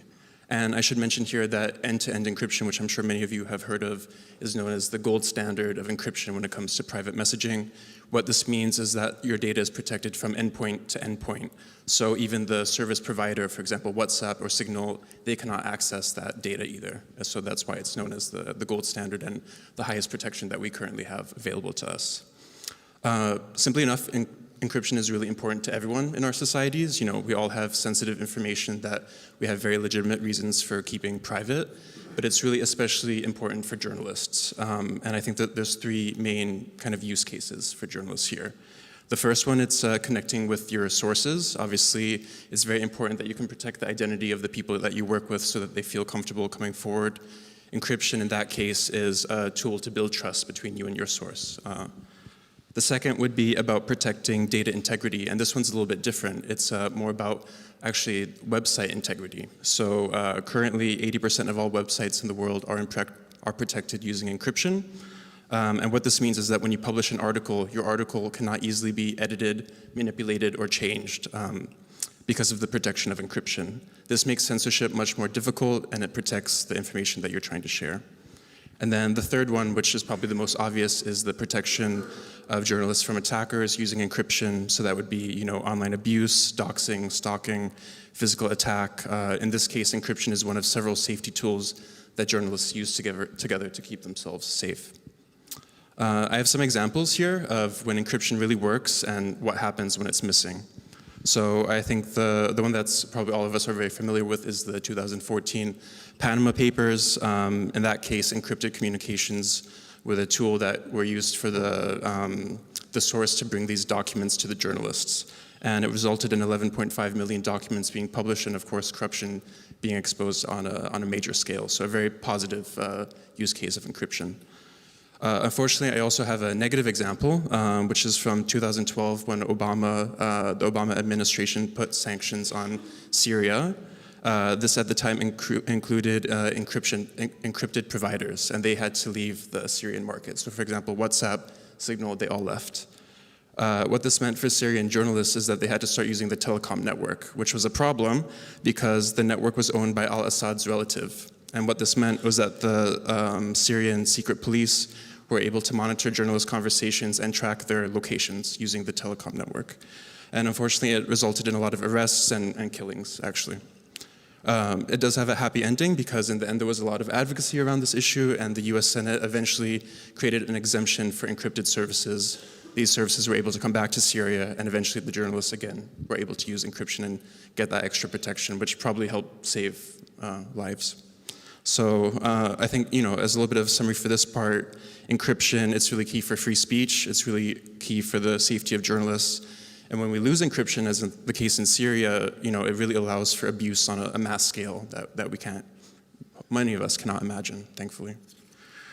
Coming to the second part about the government legislation that's currently ongoing, the reason for this, it's mainly coming from law enforcement agencies.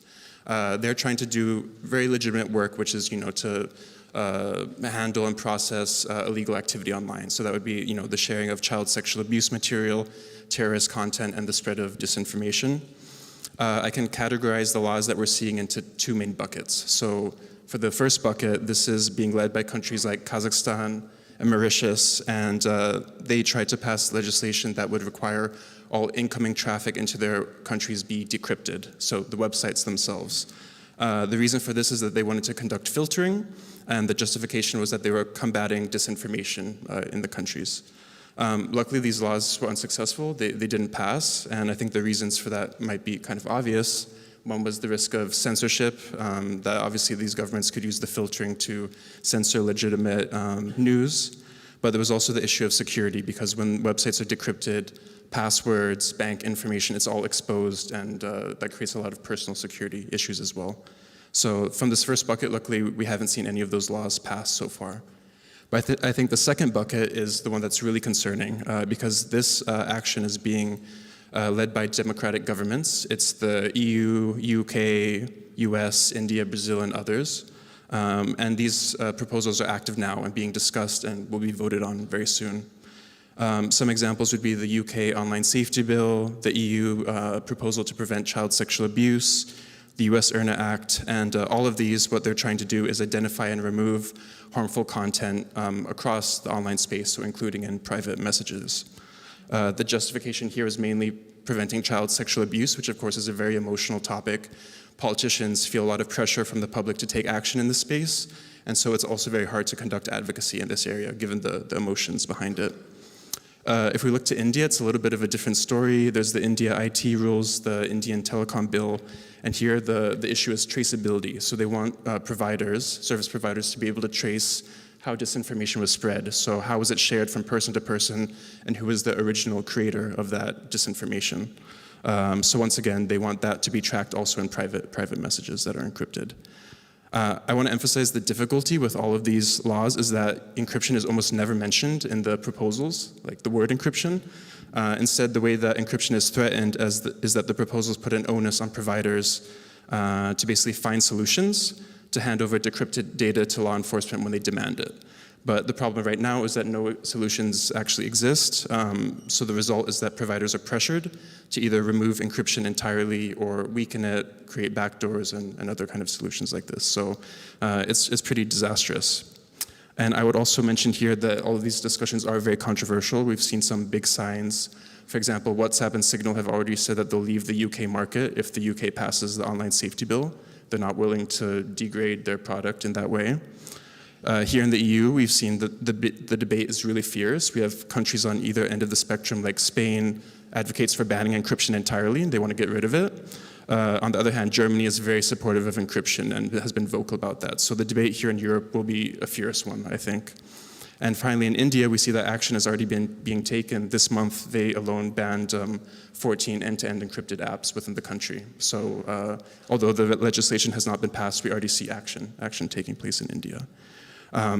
Maybe a point to make here is I think it's really concerning that it's established democracies leading this charge, because if we think about the global effect of this really legitimizes and normalizes the approach. So what it could mean is that authoritarian governments or democracies under pressure may also use this opportunity and really abuse the power that they might get to crack down on journalists, dissidents, activists, and other groups. To end on a little bit of a positive note, there are things that we can do. It's not all doom and gloom. My organization, the Internet Society, we established something called the Global Encryption Coalition, which is over 300 organizations in its membership. We have a working party on journalism. And we use this coalition to basically share intel, do joint advocacy, and basically speak up on these issues. IPI is one of our members. The other thing we can all do is report on these bills. And I think here, the really important thing is raising awareness and also seeking that technical analysis and technical sources when you do your reporting. Because as I said, encryption is almost never mentioned in these laws. So you really need to have someone with the knowledge to dig in and understand the actual technological impact in the end. And the final thing I would say is, use that reporting to interrogate some of these government claims, because the claims are often not accurate. So the call is basically for us all to work together. Thank you. Thanks so much, Callum. I think this is such an important issue, especially for journalists who rely on the secure communication. This is a really big political issue at the moment. We'll go over time because I want to take a few questions from the audience. But just maybe as you're preparing your questions, and go ahead and put up your hand if you have one now.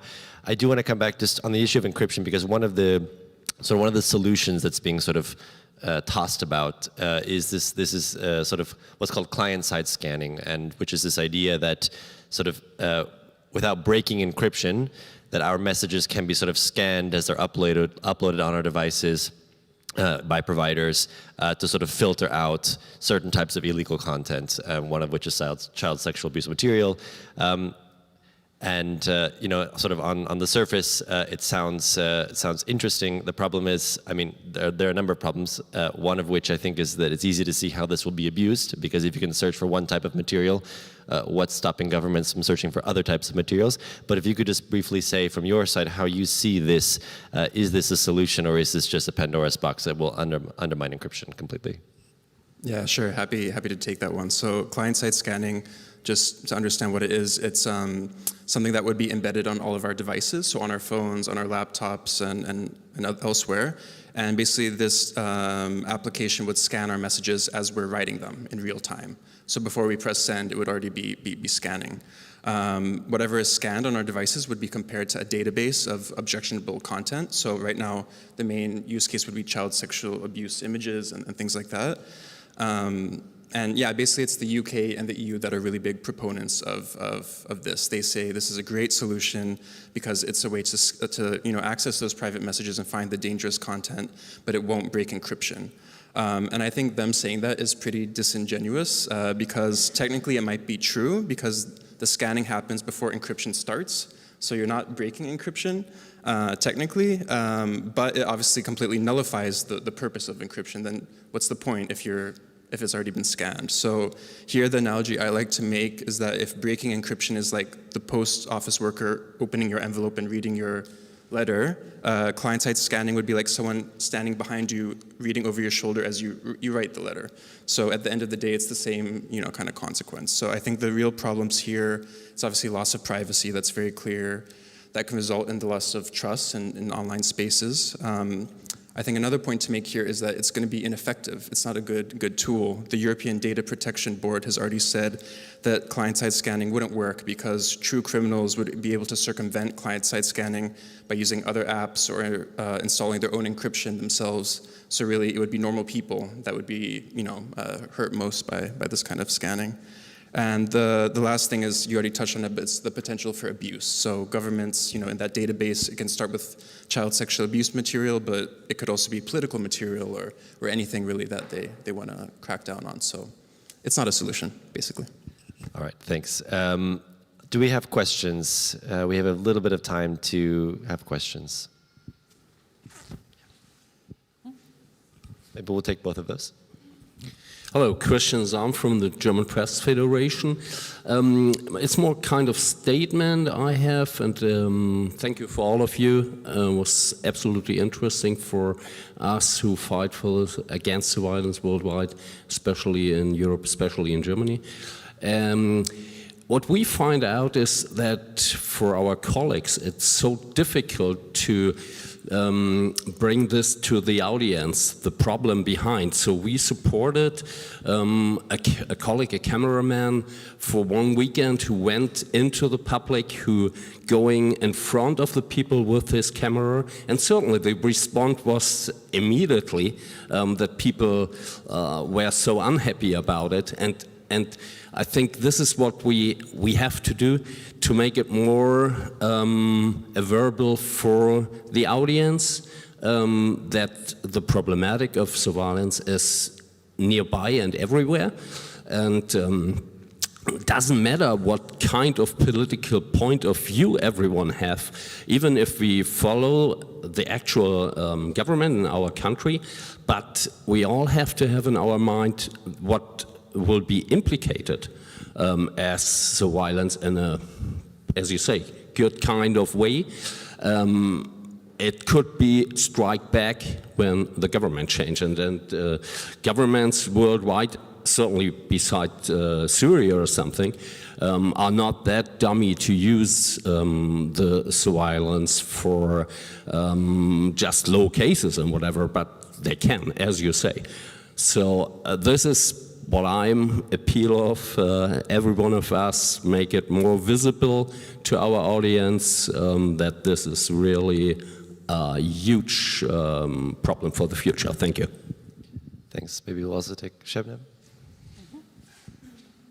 Hi, thank you so much for this detailed information and briefing. But I work as a journalist in Turkey, and I mean, the presentation about COVID was very interesting because in Turkey, a specific app was put into place in order to track people in ways that you also explained. But what I wanted to ask is that people, in order to circumvent government control on social media or the apps, they've been turning a lot on VPNs. And I was wondering what are the downsides of using that, because some of the VPN offerings seem to be suspicious. So should we remain suspicious about them? And how much of that screening process that you were talking about, like people reading, you know, behind your shoulder, writing what you're doing, how much of that can be prevented by VPNs? I mean, is basically, if you use a VPN, can it still be working? Yeah, thanks a lot for the question. So about VPNs, they can be really great tools for keeping yourself safe online. But as you said, you need to really do your research about which VPN you're using. Some of them you shouldn't use because there's evidence that they then sell that data to third parties. And as an example, I lived in China for many years, and there was only one VPN that worked in the country. And why did it work and it was never blocked? Probably because it sold the data to the government. I don't know. So yeah, you need to do your research and find a good VPN. And then to answer the second part of your question, the scanning happens on your phone. So actually the VPN wouldn't protect you from the scanning, as far as I understand. Maybe we'll have time for just, oh well, we'll take both of these questions very briefly and then we'll, yep. Thank you all for great presentations. I have two questions quickly. For AP, when you were talking about the subjects, there was a mention of a subject in a coffee shop that said that he wasn't in what he's accused of. And then there was a second case that you talked about in China when a colleague of yours didn't test positive, but it was showing as if it did. So is this a case of technology flaws? If you can share that on top of course, surveillance. So are we dealing with the flaws of technology wrongfully targeting people who are not in places or who are not testing positive? Second question for Serbia, I wanted to you mentioned Huawei in passing. I'm not really sure if you could delve into, because in some of the areas that we cover in authoritarian governments, Huawei has been used, or workers in Huawei have used information, collaboration with governments, giving information on dissidents and journalists, and we've seen cases in Uganda where Huawei has given information to suppress, arrest, attack. And so if you can elaborate, was that the case in how did this data appear and disappear? So it got me really curious. If you can delve into that, that would be great. Thank you. Let's just hear this last question and then we'll just take all the answers. Thank you very much for a very interesting panel.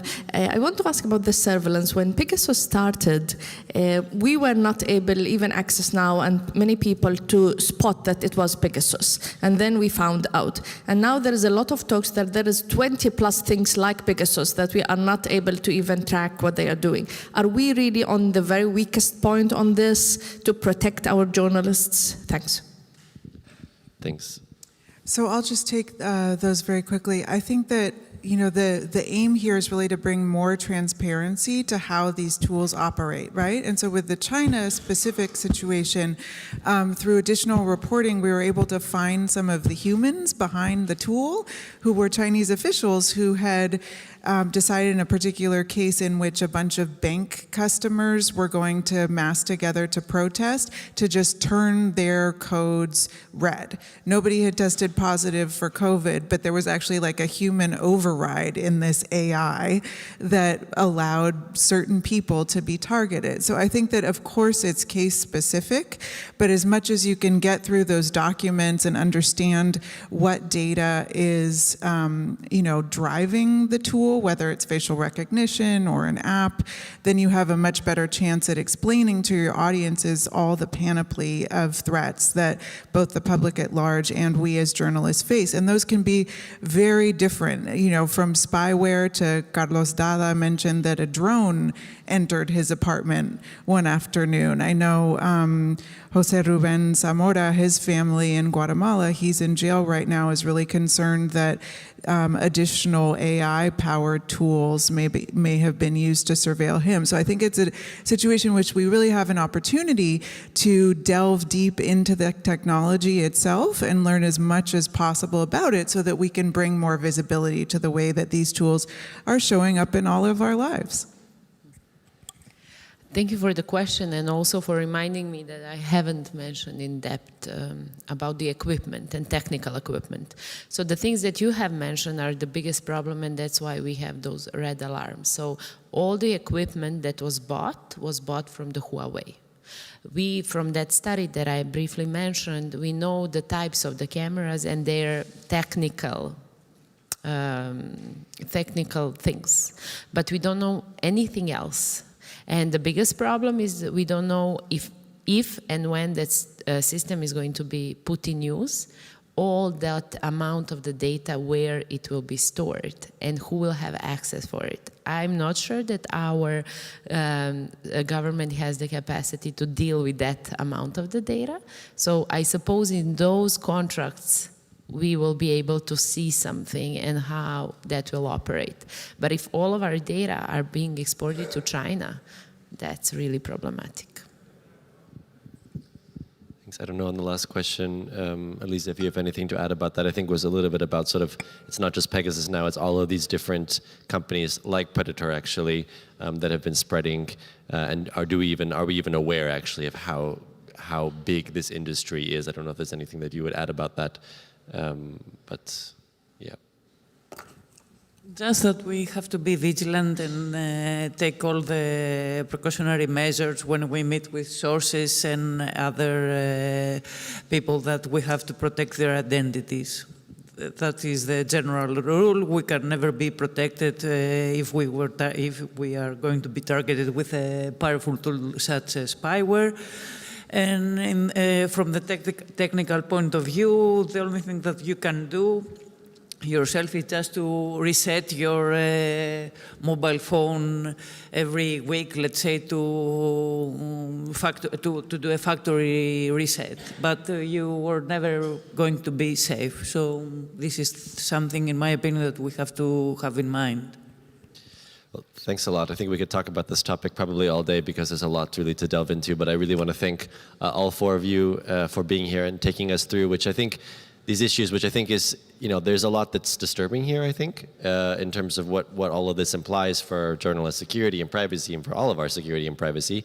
But maybe just to sort of repeat something that you mentioned, Evan, which is that, I don't know if we can put the genie back in the bottle in terms of, facial recognition is here, for example, but we can try to control the way it is used. And that means, looking at what types of public policies exist and ensuring that at least these technologies are not abused. So I guess we would just maybe end on that note. And thank you all for being here for this discussion. We have a coffee break now. Hope you don't mind that we went over a few minutes. And I hope you enjoy the rest of the event today. So thank you.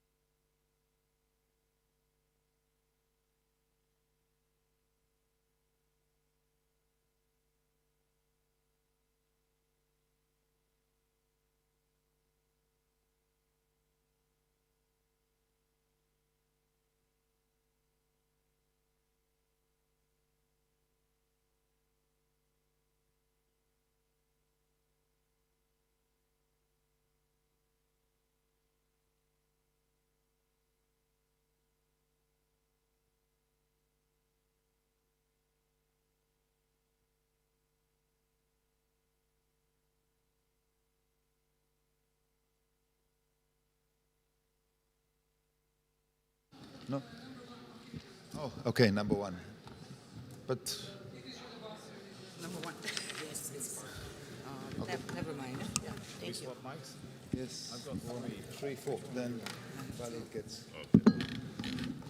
I get 1. I get number 1. So, well, good afternoon. Thank you very much for joining us for this discussion about impunity. At the end of the day, safety of journalists, it is the number one priority, and it is the number one issue that journalists in many parts of the world are facing. And as we can see around this room, these are just some of the examples of the journalists who have lost their lives, who have been killed for their work. And the appalling fact is that impunity is still not investigated properly by the states, and the killers in most cases remain free. And it is my honor to pass the floor to our board member, Sami Zeidan, who is on the board of IPI, but his main position is the principal presenter at Al Jazeera Network English. And of course, as it was released yesterday by the IPI Congress, by the IPI members, a resolution on impunity, condemning impunity, and of course mentioning the two important cases which are still unresolved, the case of Shireen Abu Akleh, and of course the case of Jamal Khashoggi, which are still not been accounted for. So I would pass the floor to Sami, and thank you very much for moderating and hosting this panel. It's a pleasure. Thank you so much, Frane, and good morning, ladies and gentlemen. Thank you for coming. We look forward to a lively, engaging discussion today. We've got a fabulous panel of preeminent journalists and officials working in the area of journalism and deeply impacted by the issue of impunity for journalist killings. My name's Sami Zeidan, as Frane kindly pointed out. The job I get paid for is presenting on TV, and my passion I don't get paid for is working with organizations like this to try and improve the conditions for journalists. So my great thanks to the IPI once again, and to Frane for convening this session and giving me a chance to be part of it. I hope we're going to have a really good exchange. So we're going to give some time at the end for questions. So do think of any questions that you have. We'll be delighted to make time to take them from you. Let me start by introducing the panel up here. So we have this gentleman who is an icon in his own right amongst reporters in the Arab world. Walid Al-Omari is the Al Jazeera Arabic Jerusalem bureau chief, and we're delighted he could be here. Thanks so much. And we're glad you've managed to make it out. I know it's not easy traveling from where you had to come from. And we're absolutely delighted as well to have someone from a region that's also familiar to me. Ivana Stevanovic is the executive director for the Slavko Churovia Foundation. And for those who are not familiar, it's a very important case, which I'm sure Ivana is going to update us on. And we're also delighted to have up on the panel with us Jürgen Heissel, Director for the Representative on Freedom of Media for the Organization of Security and Cooperation on Europe. And I think I managed not to mess up the title, right? So, all right. So this is how I'm hoping we're going to proceed. Rather than having a series of speeches from the panelists one by one, I thought let's kick off with some common questions which will pass between the panelists. And I want to say this. Feel free, Ivana, Walid, and Jürgen, if during the first question, if one of you is speaking, if you want to jump in to add something, feel free to do this. Let's try and make this less of a lecture, get out the straitjacket of that formality a little bit, and make it more of a discussion. Does that sound good? All right. All right, so let's start with the obvious first question. There's been a lot of issues having to do with killings of journalists, and all of our panelists up here are connected in different ways with that issue. Maybe we'll start with the recent One of the recent ones, the killing of Shireen Abu Akleh. I'm sure many of you are familiar with her. She was a journalist with Al Jazeera Arabic Network, and she was shot dead. Several investigations, international investigations by human rights groups, by journalistic organizations, international journalistic organizations, have pointed the finger at Israeli authorities. Walid, we know that a court case has been lodged. Tell us where things stand on that issue. Where are we at? I think it should be active. I assume someone's on the sound desk back there. Yeah, we just need to talk. Thank you, Sami. Thank you all, and thank you, International Press Institute, IPI, for giving me this opportunity to share with you the deep grief that my colleagues and I suffering since the killing of Shireen Abu Akleh on the 11th of May last year. We approaching the 7 months since we submitted the case to the ICC, the International Criminal Court, and we still awaiting to hear updating from the chief prosecutor of the ICC until now. If Mr. Karim Khan, the chief of prosecutors in the International Criminal Court, froze or ignore or keep calm in this case, it means to us that Mr. Karim Khan betrays the credibility of the position that he holds, and in the same time that has failed to fulfill his duty. Are you worried about that, Walid? I am worried because the double standards in this world is huge, and it's the risk is very high. Until now, as I mentioned, 7 months, and we didn't hear anything from this gentleman. We waiting for his updating. When we submitted our file to the ICC, it was after several investigations, including the many independent and international investigations, including the CNN and the New York Times and Washington Post and all of them, including Al Jazeera and B'Tselem, the Israeli human rights organization, Bengelcat, and the famous forensic architecture with Al Haq, the Palestinian Human Rights Watch, and at least the last week also we have these 2 experts from the United States of America and Great Britain who appears in the program of Tamer al-Mishal, the Ma Khafiya A'dam, and all the investigations, including the Attorney General, Palestinian Attorney General report, and many other things, and the Guardians, all of them, they confirmed the facts. And the facts, it's very clear. He didn't need what we're waiting from the prosecutor just to declare that, or he coming to visit and to investigate by himself. The beginning of the investigative process. Or to have independent international investigative team who will work for this issue. At least what we demand here is justice for Shireen. And when we demand justice for Shireen, first, we want to hold the killer accountable.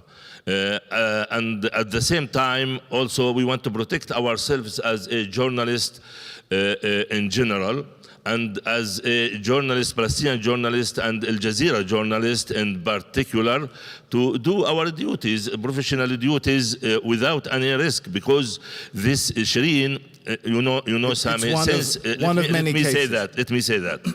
Since 2001 until now, 20 Palestinian journalists, 2 of them, they are foreigners from Britain and Italy. They were killed by the Israelis. And until now, nobody held accountability around this killing in the Palestinian territory. We'll come back to some of those points. You covered a lot. We'll come back to them in a minute. But on the theme of where we're at, I wanted to do a little comparison, Walid, with where we're at with another famous case in another part of the world. So as Walid was pointing out, 7 months months and awaiting really the serious beginning of an investigative team or process to start. It's been a lot longer, hasn't it, Ivana, for the case that your foundation works on. Maybe we should give people a little bit of background first. Slavko Čurovija, for those who are not familiar with him, was a famous journalist in Serbia, and he was quite critical of the government back in the Slobodan Milosevic era, and he was murdered. And I think we've had confessions from some ranks of people implying, but the case hasn't, it's been now so long, more than 24 years. 24 exactly. years. We So marked where are 24 you? years 1 month ago from the killing. We are now in the final stage of the trial for murder of Slavko Čurovija. During the next month or so, we are expecting to hear final and binding verdict by the appeal court in Serbia. But what is, when I listen to the 7-month period of waiting, we are waiting for the justice for 24 whole years. It is obvious, and this trial has demonstrated that this murder was inspired by the state, was organized by the state, was publicly announced by the state, and was Ivana, give us an idea of what indication or evidence for that, for people who are unfamiliar and say, okay, how are we making these statements? So we've been waiting for the serious and meaningful investigation of the crime for the whole 13 or 14 years. When Commission for Investigation of Killed Journalists was established in 2012, we saw the first breakthrough proofs being gathered, and it ultimately led to 4 former state security officials being accused for the murder and trialed for that murder.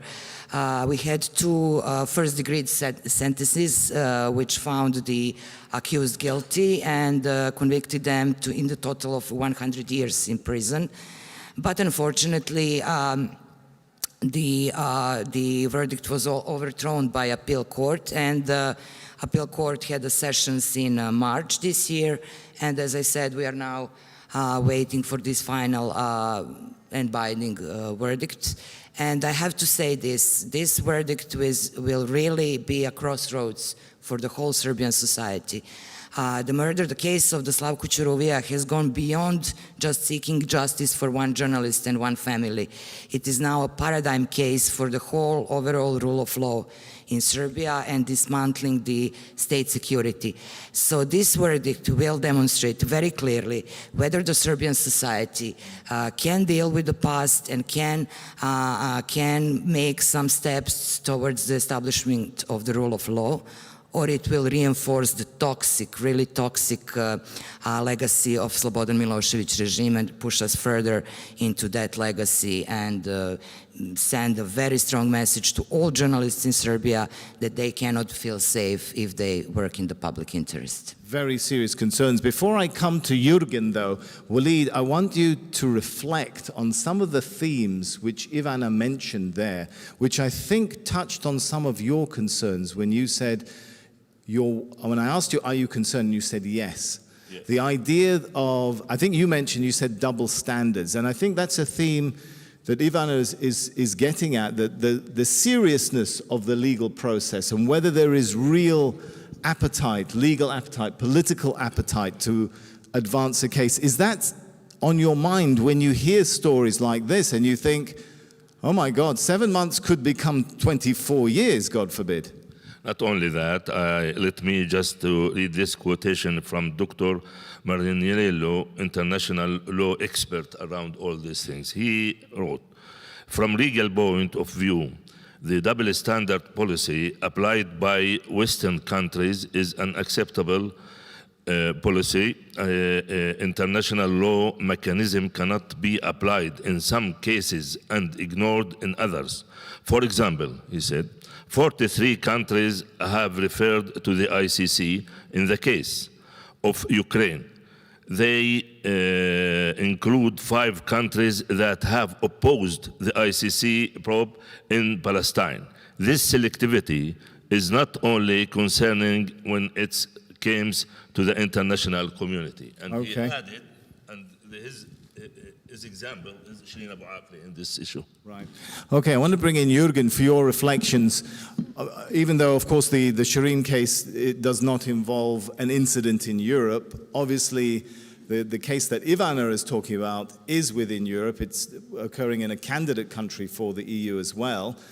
And it's not the only one, right? There are many other cases, sadly. The one of Jan Kuciak and his fiancée in Slovakia who were murdered.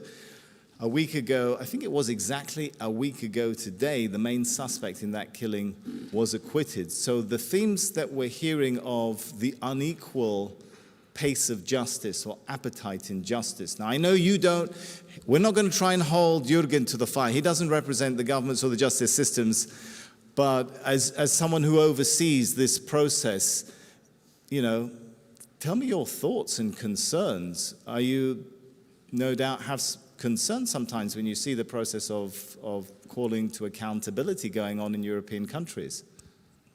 Well, thank you, Sami. And I think basically what I'm going to say is very much tying into what Ivana and Walid have already said. And unfortunately, yes, we do have cases in Europe.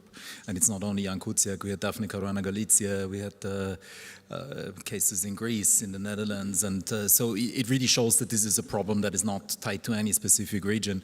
And I think we also do see the commonalities in those cases. Very often we have quick successes when it comes to identifying the actual perpetrators and the hitmen, but then we see how deep those cases actually really go. And identifying the masterminds that stand behind them, unfortunately, does take years. And what delays it? Is it really just a matter of the legal process, or, as many suspect, that sometimes these cases cross across the nexus of power, the legal system, and organized crime? Well, I think, Sami, we can only probably speculate in some of the cases, but I do think that it, first of all, shows how important the work was that those journalists were working on and how deep this was going into what is going on in the societies and in those states. But it also shows how important it is that we really solve those cases in a sustainable manner and not only on the surface, because if those issues remain, they will have repercussions for the future of the countries. And this is also what we are trying to do when we approach those cases from the perspective of the OSCE representative on freedom of the media. We try to put them into the bigger context of what it means for democracy, what this means for the ability of journalists to actually report on issues like organized crime, corruption, or political scandals or political power issues, and what it means if we cannot provide them with a safe environment in the long run, because simply we will lose that information. And it is really important. And I think there's one thing that also those countries that were affected do recognize. It comes with a reputational cost. It shows a lot about, can I trust the rule of law in that country? Can I trust the institutions? This has implications on foreign investment, on development and everything. And I think this is really how we should probably approach it, because I hope that this is a motivation to really That's a good point. I want to try and bring in Ivana in a second, but just a reminder for everyone, in about 10 minutes, we'll open up the floor for questions. So do start thinking of any questions that you might have for the panelists, and we'll bring them in. But Ivana, listening to what Jürgen was saying there, the bigger picture of the state of democracy, that kind of is linked to what you and I were discussing yesterday about how what happened in the case you're following is part of a bigger picture of where intimidation, state influence and capture of journalism is going. It's not just an individual who's killed, right? Definitely, and the failure to bring justice in the case of Slavko Čurovija, but not only for him. We have 2 dead journalists also, unresolved death of Dada Vujasinović from 1994, and the killing of Milan Pantic in 2001. We have no information whatsoever about, not any indictments or anything. And it, of course, creates an atmosphere in which it is not safe to be a journalist in Serbia. And I have to say, unfortunately, this feeling this toxic atmosphere for journalistic work is nowadays being driven by the government and the highest level of government officials. We at Slavko Ćuruvija Foundation are monitoring the verbal attacks, targeting and intimidation of journalists by the government and government-supported tabloids, which pose propaganda machinery in Serbia. And I have to say, preliminary count that in the first 4 months of this year, we counted over 170 individual verbal attacks and targeting in propaganda media outlets toward critical journalists. And this is something that really creates very toxic atmosphere. I also have to say, I'm sorry, that today we will have a huge government rally in Belgrade, which is a counter rally to protests that occurred because of 2 shocking public shootings occurred in Serbia. And we are today very, very frightened for the safety of critical journalists who will report from that rally, because yesterday in Serbian parliament... These were the school killings, these were not... Yes, these were the school killings. So even for a common, between brackets, story like that, journalists are now thinking twice about, can I go out and cover a rally for yesterday in Serbian parliament, the critical journalists were accused by a member of the ruling party that they are responsible for creating atmosphere in Serbian society that led to the school shooting. So this is really dangerous. Targeting of journalists. Targeting of journalists, and it was reinforced by Serbian PM also yesterday in Parliament. So we are really concerned for the safety of those journalists that will report today. We do hope that they come away safe. Waleed, listening to that, you mentioned earlier that Shireen's case may have attracted a lot of attention, but it's not the first, is it? Take us through the sort of history of killings and what that creates in terms of an environment of intimidation, of fear of journalists, Palestinians as well as foreigners who want to cover the story. Since the first day of the Israeli occupation to the Palestinian territories in June 1967, 104 Palestinian journalists were killed until now. Since 2001 until now, 20 Palestinian journalists, including 2 foreigners, were killed. No accountability at all for that. When we demand justice for Shireen, and I will try to clarify why it's important for us. First, we want the international prosecutor and Israel to understand that Israel can no longer act with impunity when it harasses or intimidates or murders journalists who are trying to undertake their professional duties. Second, it's why it's important. It's not important for us as Al Jazeera journalists or Palestinian journalists. It's important even for the future Palestinian generations. And to emphasize the importance of that, let me tell you these small stories about it. A lot of people visiting Shireen's office in our bureau in Ramallah daily. Some they coming just to light candles, others to put roses, others just to express their sympathy. But in the last 3 months, 2 distinguished groups came to our office. 4 students from the 5th grade from Ramallah Al-Francis school, that they have a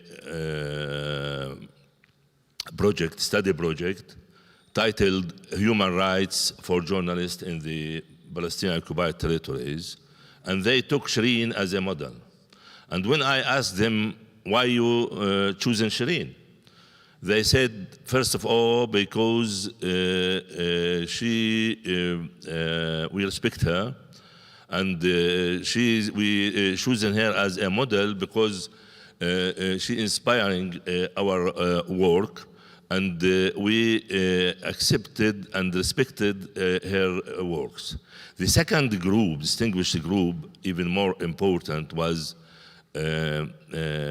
students 15 to 17 from hearing disabled people from Al-Shaghaf institution in Nablus.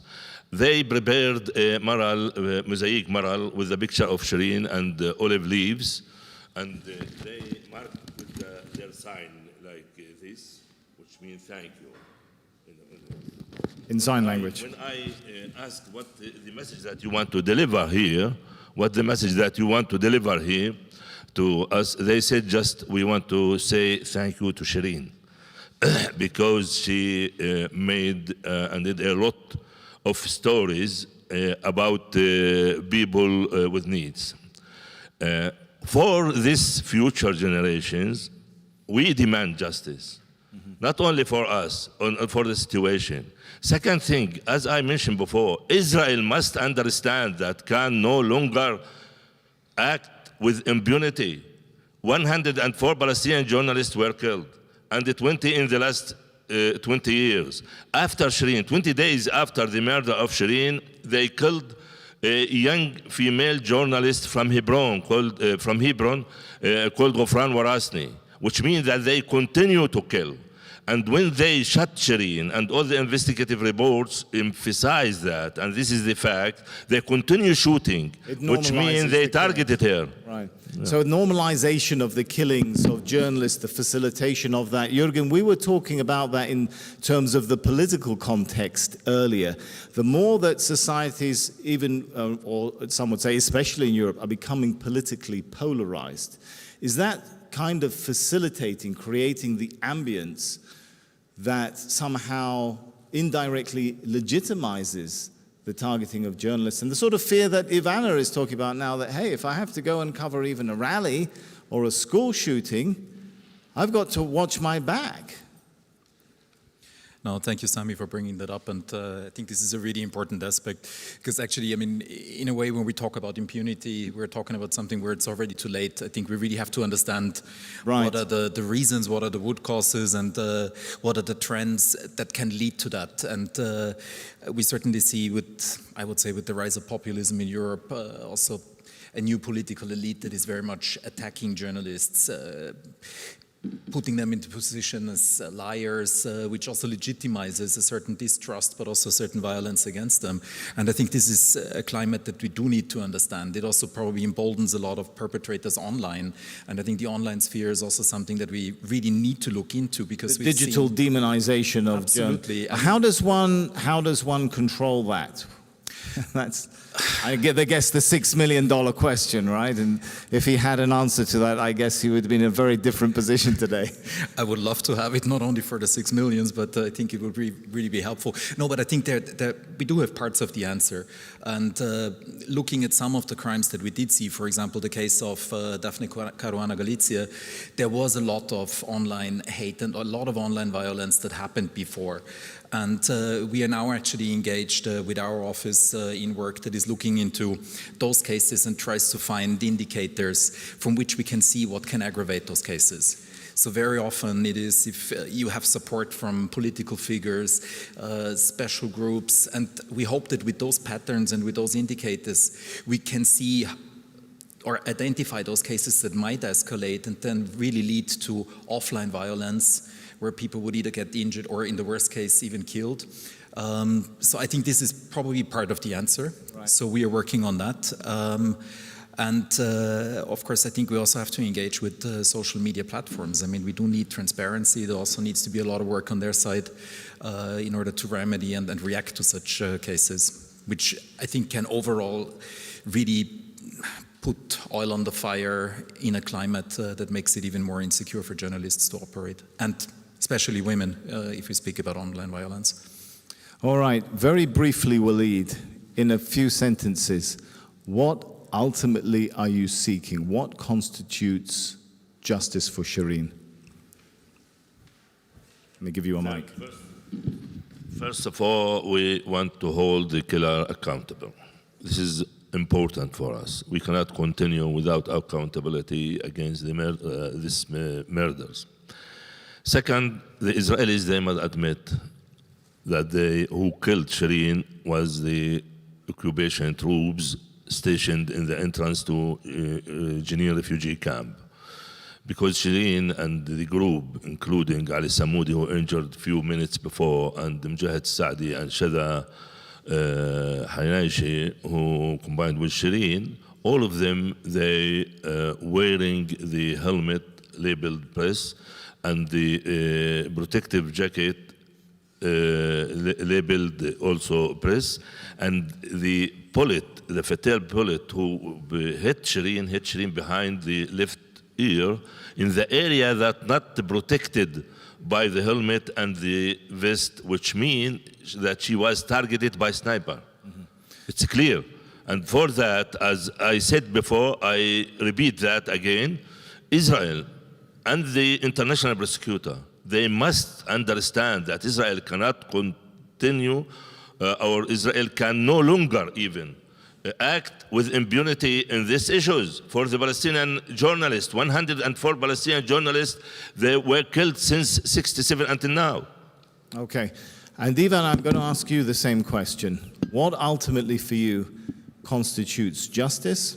And what help can organizations like ours? Just add something. Okay, go ahead. Let me give you the mic.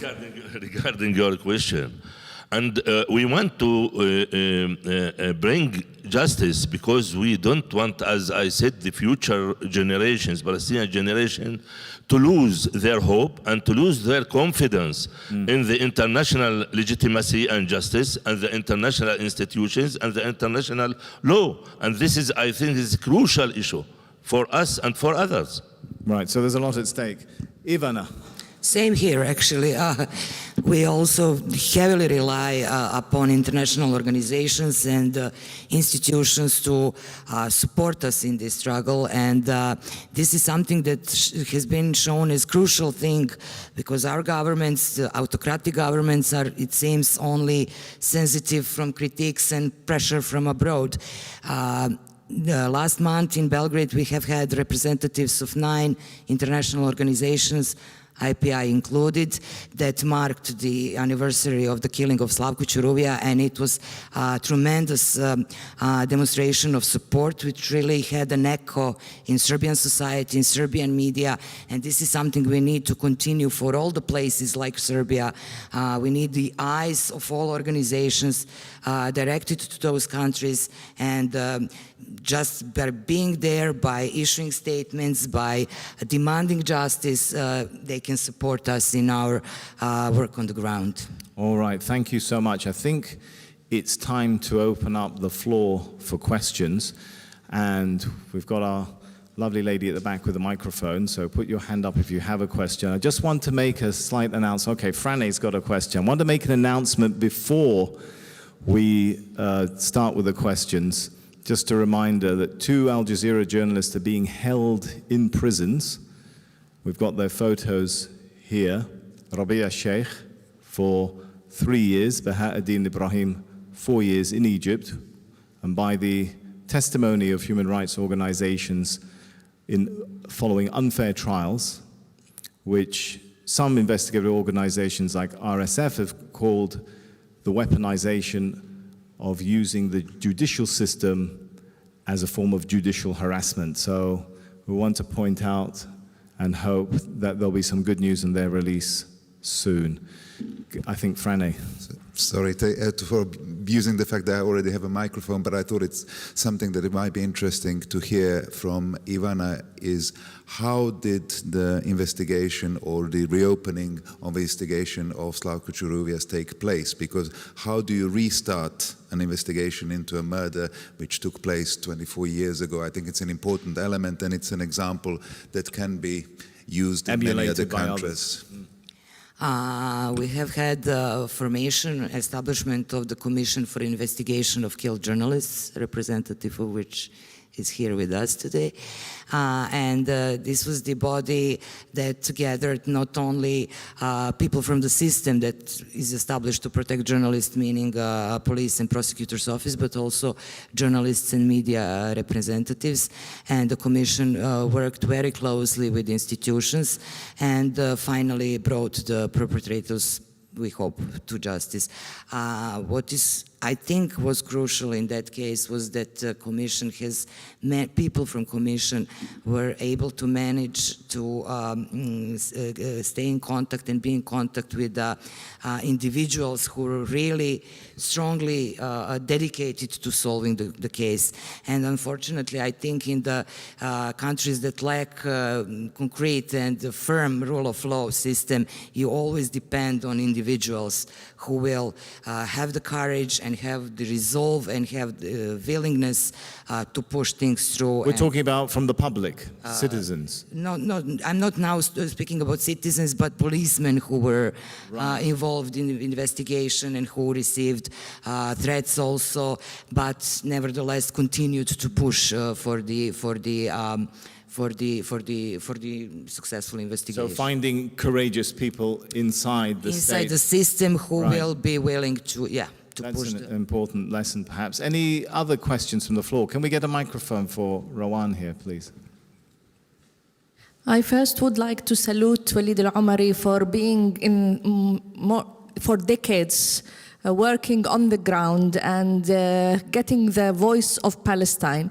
Getting the word Palestine here up with your name, Walid, is also a big thing in the international world that doesn't recognize Palestine in many states. How immunity can be done under occupation. There is a double there. Maybe in the other worlds of the world it's different, but in Palestine, under the occupation, immunity is doubled. And how you, as a dear friend of Shireen and all the office, got into this mental support to make this process happen. It's not only Shireen family, but also as a family working with Shireen for decades as well. How we can also on international level care about mental support for journalists who knew her very well. Thank you. You know, the reality is very tough and very complicated and very dangerous in the Palestinian territories. And for journalists especially, it's more dangerous than others because you have to act under different kinds of authorities. In the West Bank, you have the occupation authorities and you have the Palestinian Authority. In Gaza, you have the Hamas Authority, and you cannot leave Gaza even without Israeli permissions if you want to leave Gaza or to go out, and the same in the West Bank. And you have the Palestinians who are working as journalists in East Jerusalem, and they didn't have even the Palestinian ID or the Palestinian passports. They have the laissez-passer, and they have sometimes the Jordanian passports or Americans or others. And for them, even the situation is complicated. And the fourth part of the Palestinians, journalists who are Palestinians from inside the Green Line, inside Israel, who have the Israeli passport. But all of them, they are suffering from all this complication situation. Regarding the Shireen legacy and Shireen case, first of all, we trying to keep his legacy alive. And Al Jazeera Media Network and Ramallah Municipality, they put the cornerstone for a museum will carry Shireen's name. It will called Shireen Museum for Media in Ramallah, and we hope that we will open it in the 3rd anniversary of the killing in the May 25. Second thing, what is important, Shireen case became a public opinion, international public opinion case, and because that we keep to push and we keep to talk about Shireen case because she represents not only Shireen or Al Jazeera or the Palestinians. She sacrificed herself for the journalism or for delivering the fact to the people. And who killed Shireen? He broke in the mirror. Because he didn't want this mirror to reflect the bad things that he doing in the ground. And for that, you see that what's happened to Shireen. Shireen, as I can say, they killed Shireen twice. They killed Shireen when they shot her in Jenin, while she trying to do his job as a journalist, and they killed Shireen when they attacked the casket and they attacked the people and beaten the people inside the French hospital in Sheikh Jarrah neighborhood in East Jerusalem.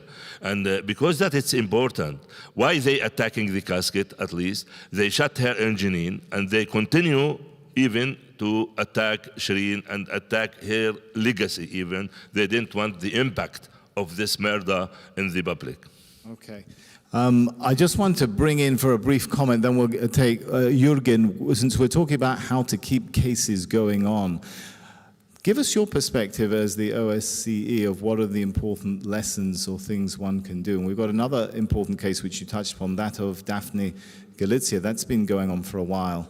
What sort of issues can help keep the fire burning?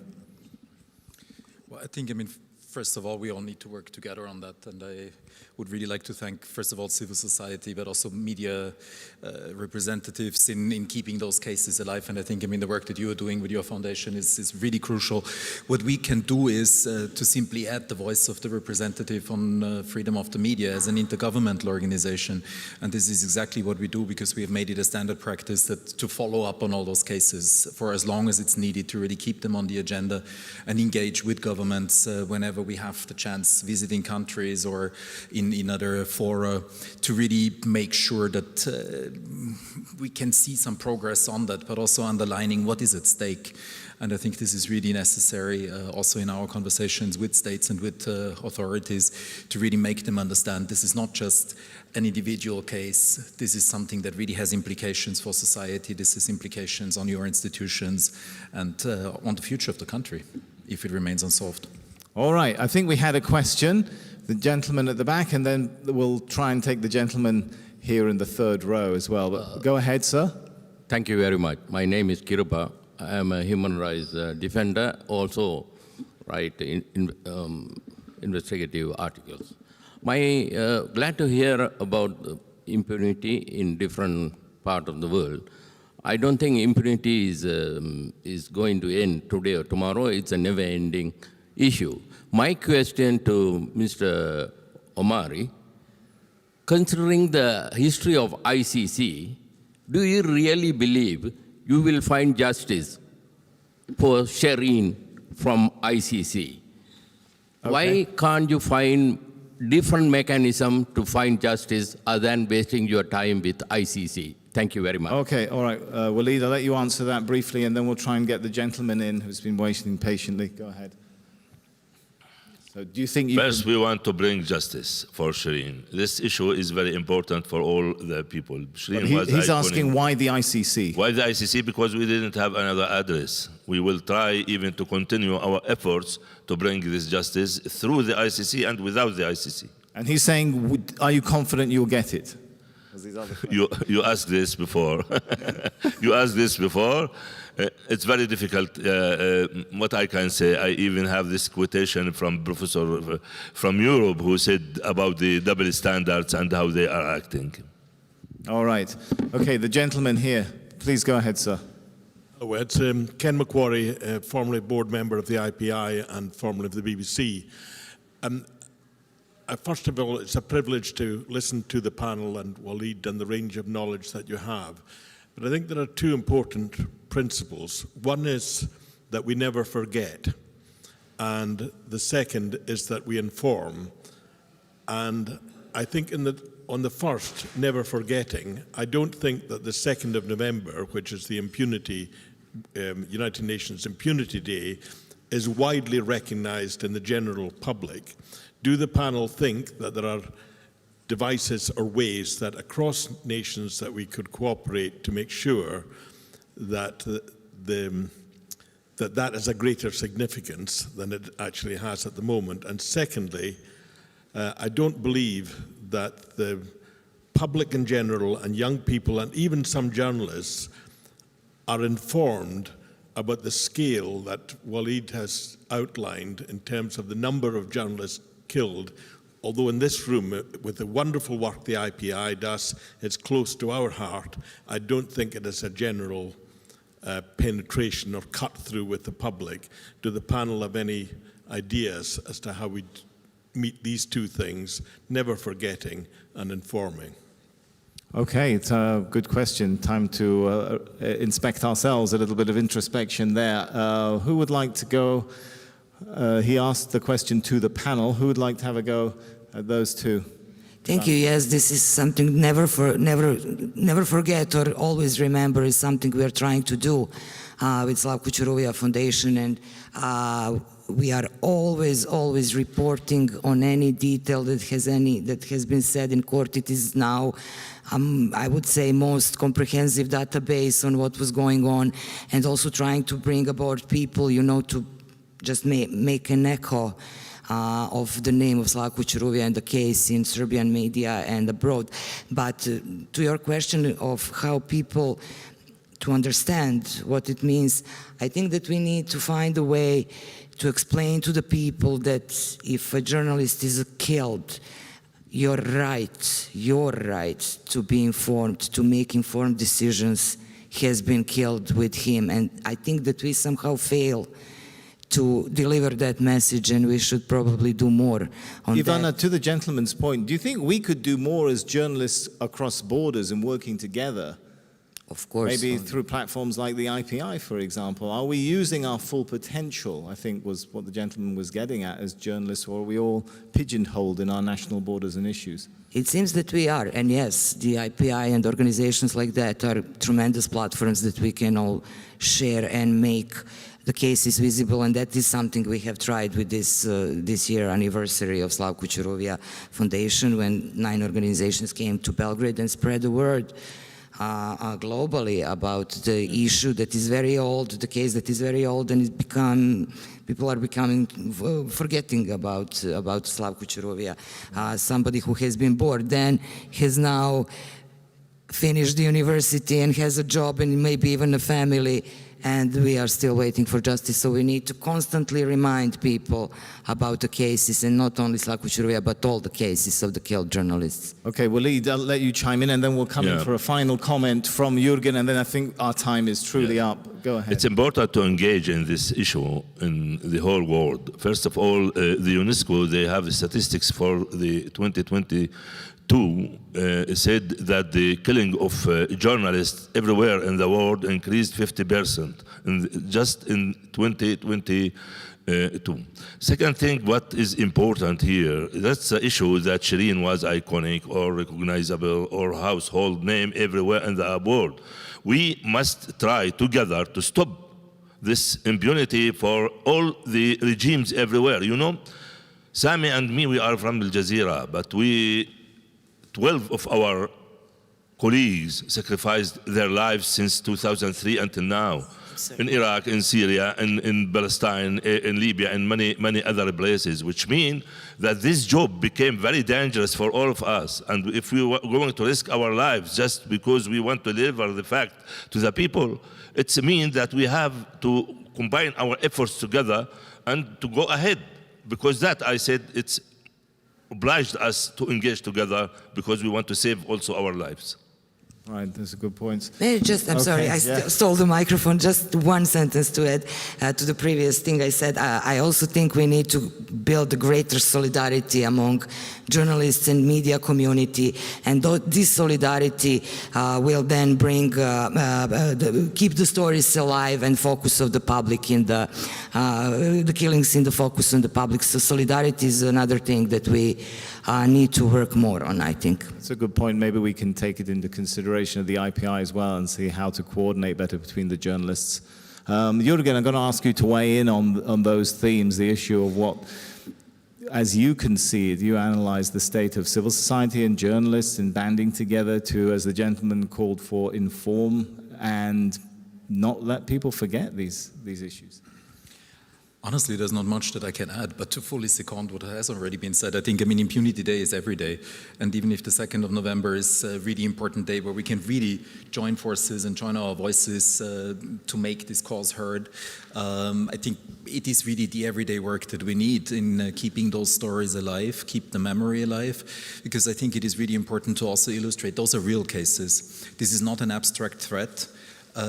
those were real persons. They were working on important issues. And as Ivana said before, I think we also have to really make that link and say, this is the cost that we pay, that societies pay, that every citizen pays if journalists are not safe to report, and what it really means for us. And yes, and there are cases, Jürgen, right? 19, I think, was the number I came of killings of journalists, and then some of the countries like in Russia, you're talking about 83 journalists killed in the last 2 decades. These are very real numbers.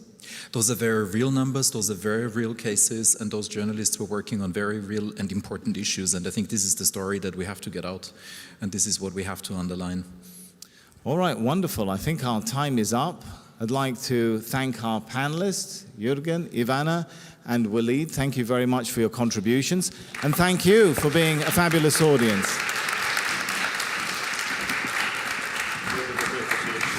And thank you also to Sami, of course, for managing this important conversation and discussion.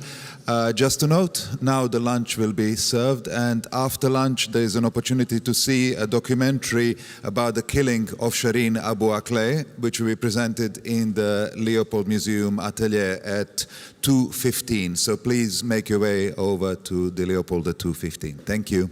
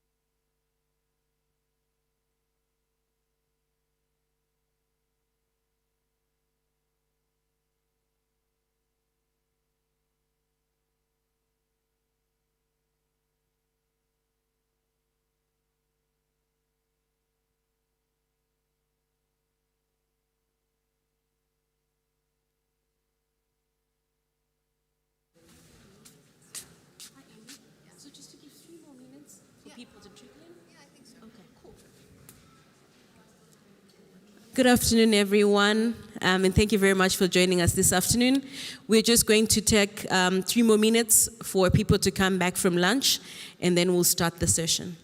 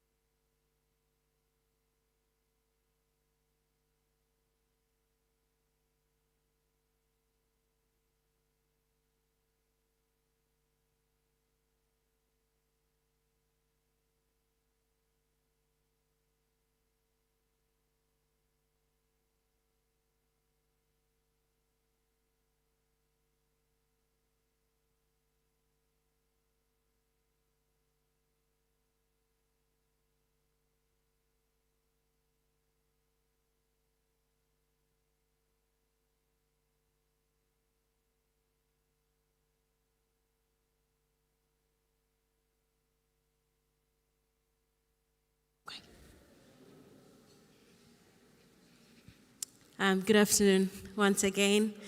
For those that I did not get a chance to meet, my name is Nompilo Smanje, and I'm the Africa Advocacy and Partnerships Lead at IPI, and I'll be your MC this afternoon. And I'd want us to head straight into the session. I'm also seeing the panelists were ready quite a while ago.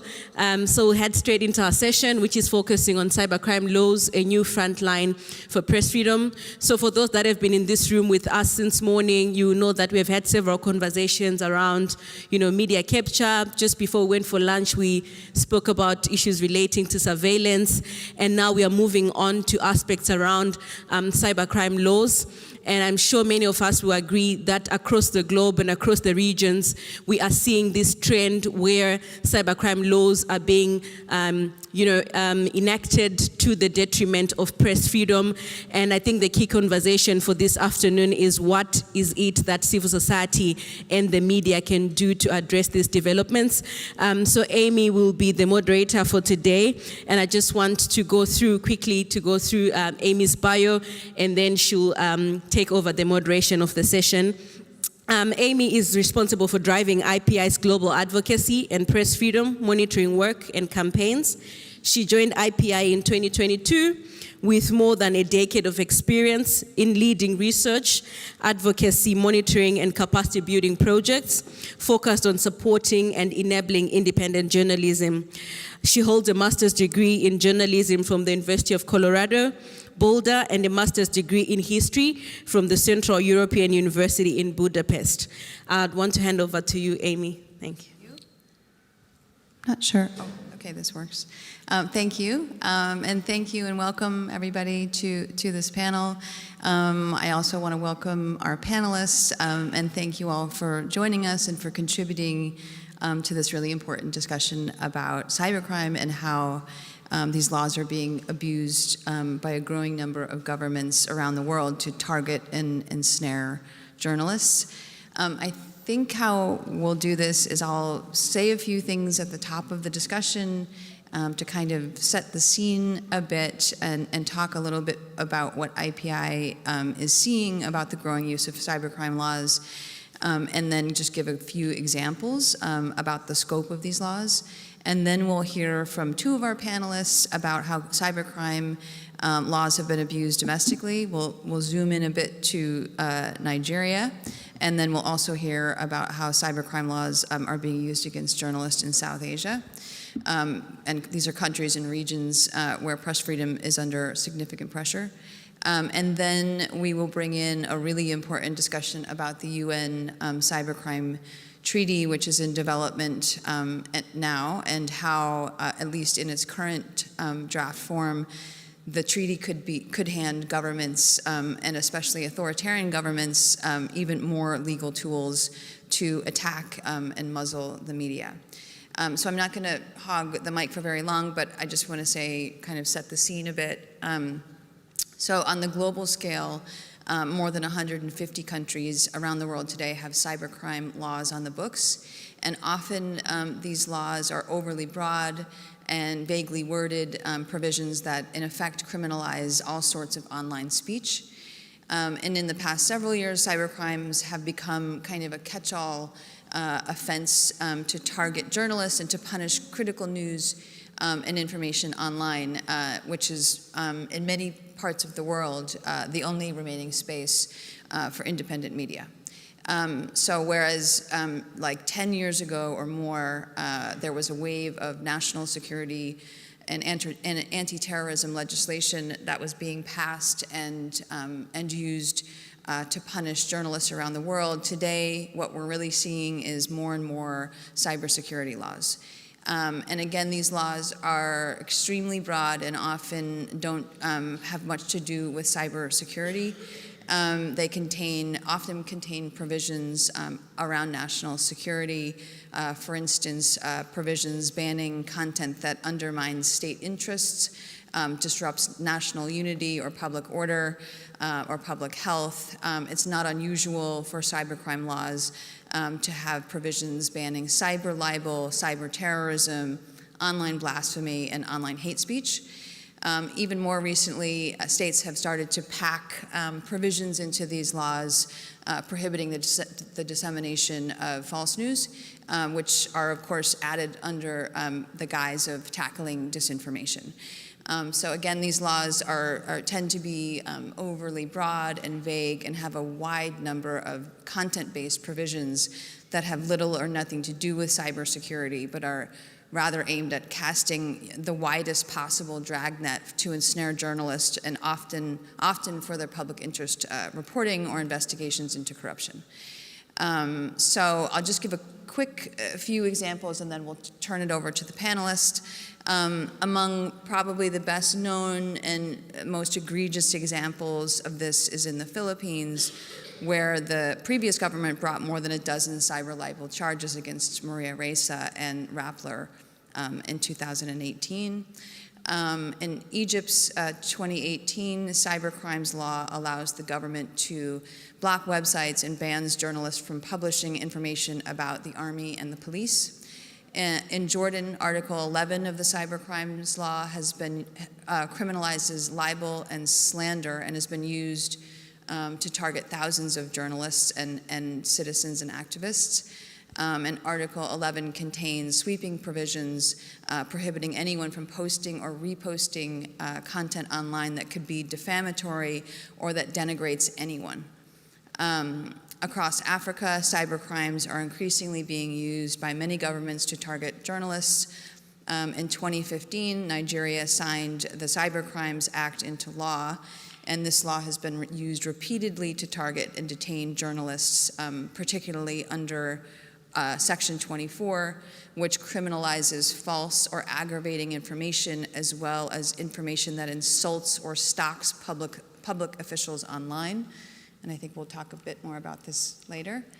And cybercrime laws are also being widely used across South Asia, where journalists face growing pressures that range from physical attack and also legal attack and judicial harassment, using often a very complex maze of criminal laws that also includes cybercrime laws.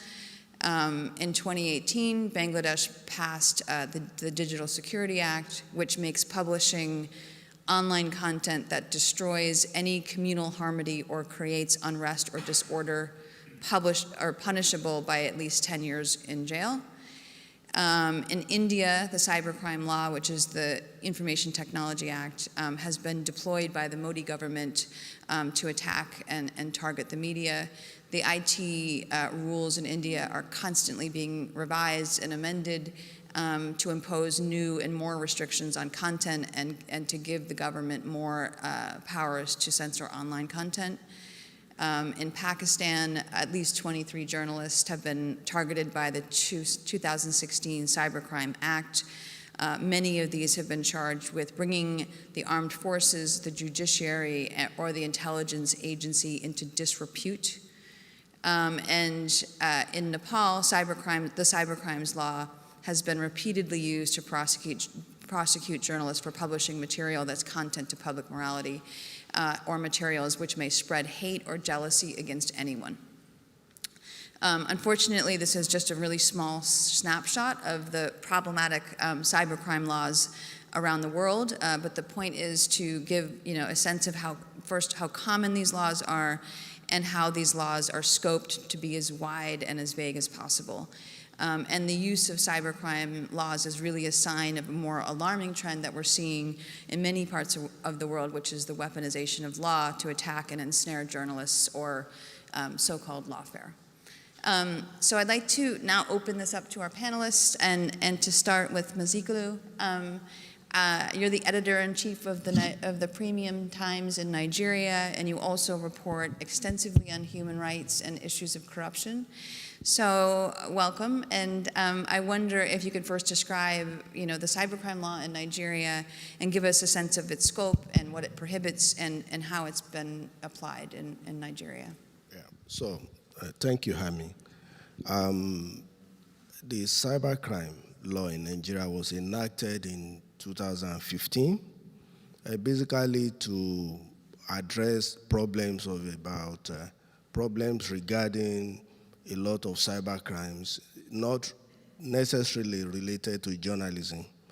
But there's a section there, section 24, which is very problematic, which says that any person who knowingly or intentionally sends a message or other matter by means of computer systems or network that is grossly offensive, pornographic, or of an indecent, obscene, or menacing character, or causes any such message or matter to be so sent. Or he knows or sends a message he knows to be false for the purpose of causing annoyance, inconvenience, danger, obstruction, insult, injury.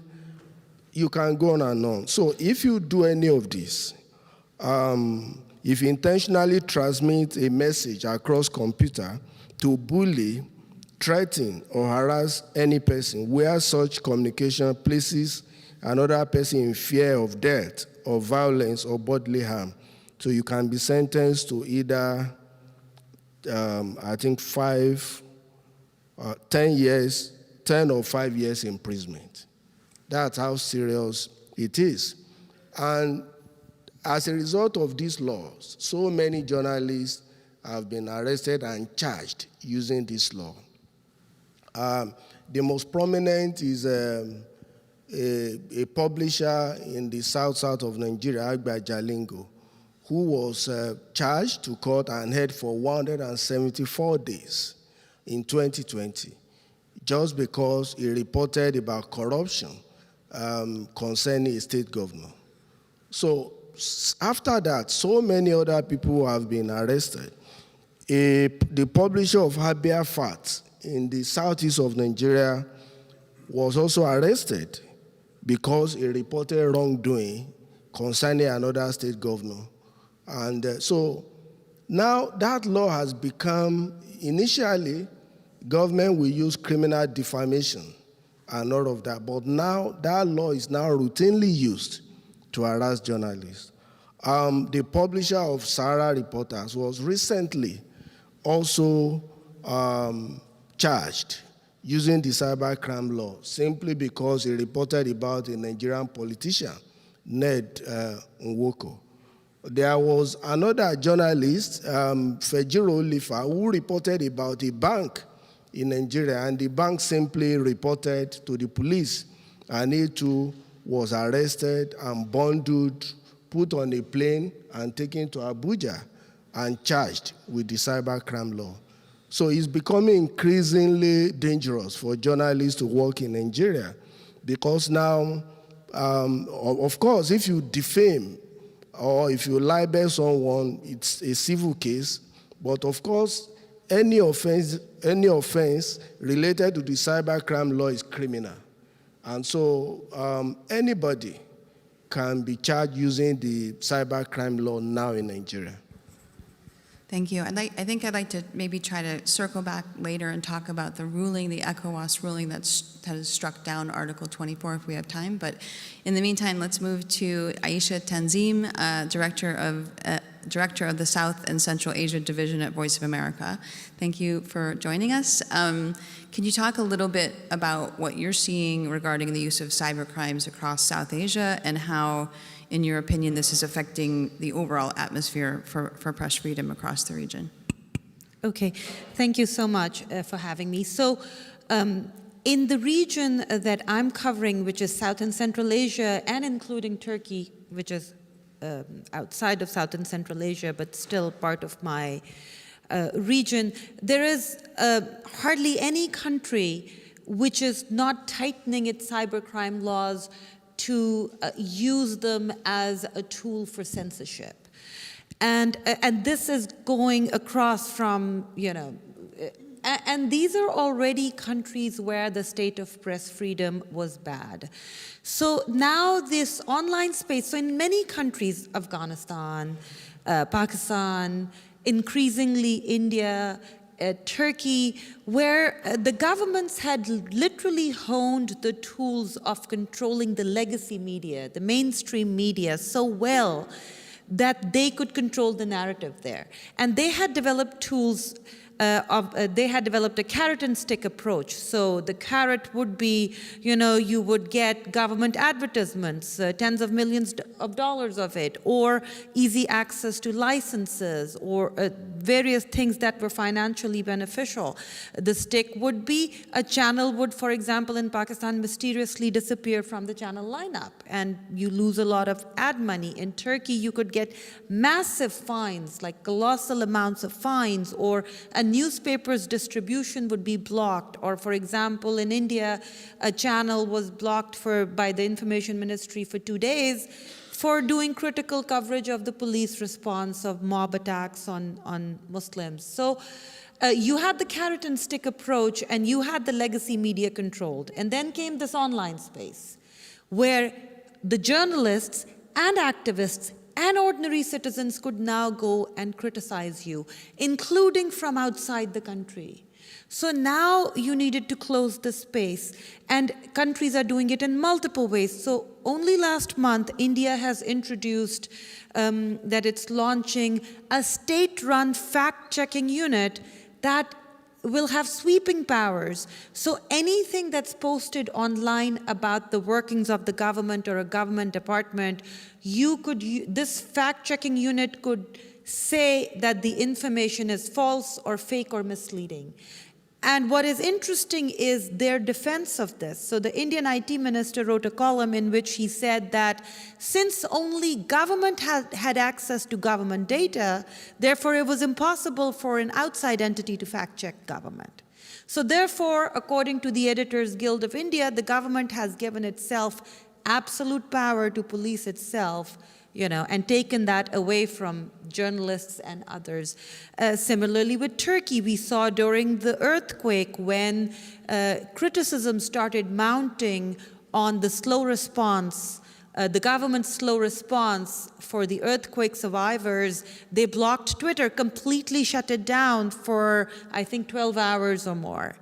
And there was massive criticism about how it hampered the earthquake efforts because there were real voices calling out for help. Eventually they opened it, but just to tell you that this is the mindset, and even the day before the very crucial presidential elections in Turkey, May 14th, the first round, the second round is going to be in 2 days, May 28th. Before the first round, they asked Twitter, because according to the new cybercrime regulations in Turkey, amendments that they've constantly introducing, they now ask social media companies like Facebook, Twitter, Instagram, etc., to take down or block URLs to certain posts, or if you don't do it, you can suffer the consequences. So again, Twitter's response, or Elon Musk's response to Turkey blocking certain Twitter handles in Turkey was, the choice was between blocking a few handles or blocking all of Twitter. So then it goes from being just a freedom of speech issue to, for these social media companies, a business issue. Pakistan, you mentioned PICA, the Prevention of Electronic Crimes Act. Since 2016, this has now become the go-to tool for the government. So dozens of journalists are charged. Several of them are facing sedition charges under PICA law. So this is now how these governments across the region are taking.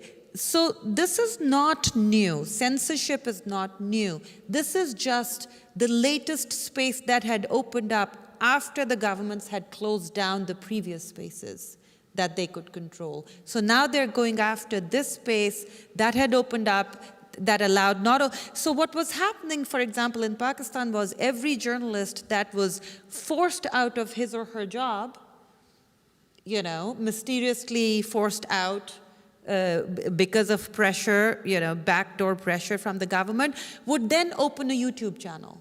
And they would go on YouTube and they would become more vocal because then they didn't even have the restrictions that their own organization had put on them. Or a lot of times, people who were living outside the country. So for example, in Pakistan, there was the case of 5 bloggers kidnapped allegedly by the Pakistani intelligence agency ISI, for 5 weeks, allegations of torture, massive international and domestic pressure released, were forced due to intimidation and various means outside the country, and some of them went outside and started speaking on Twitter and other spaces. So these cybercrime laws, most countries are now trying to close the space that had opened up after they had already learned how to control the legacy media. Thank you. So Tanya, I'd like to kind of bring you into the conversation now. I'm sorry I cannot pronounce your last name, but but Tanya has been following quite closely the UN Cybercrime Treaty that's in development, and I wonder if you could first kind of just walk us through what the treaty is and what states are involved and what you see as the major problems. Thank you. Sure. So first of all, thank you very much for the invitation. It's a real pleasure to be here. As well, Amy said, I'm with Epicenter Works. This is an Austrian civil society organization. We work in the area of digital rights, so human rights in a digital sphere, mostly at national level and at EU level, and now with the UN Cybercrime Treaty Convention, treaty negotiations for the first time also at UN level. So, this is both a pleasure and also a challenge, and a challenge insofar as I'll probably first tell you what this treaty is about and then tell you what the challenges are, because there are numerous. So what is this treaty about? In 2001, the Council of Europe, so a regional human rights organization, international human rights organization, adopted the Budapest Convention. And the Budapest Convention is today considered the most widely accepted, or the standard in terms of fighting cybercrime and the sharing of electronic evidence. That treaty at that time was negotiated without the participation of civil society. It is quite vague in terms of human rights language. Nevertheless, it's been not only obviously adopted all across the Council of Europe, but then also countries from overseas, from the global south, have signed up to it. So today we have 68 state parties to that treaty. So we are worried about these human rights or the lack of strong human rights safeguards in it. But then Russia came along and was worried for some other reason, not human rights, but state sovereignty.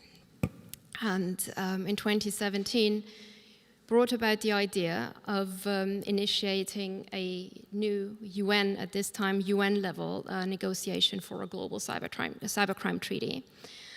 It got the ball rolling in 2019 when it got the necessary majority, like a simple majority at the UN General Assembly. And yeah, last year in 2022, the negotiations for this treaty started. My organization, Epicenter Works, we came onto the scene rather late, I would say, so only in January this year.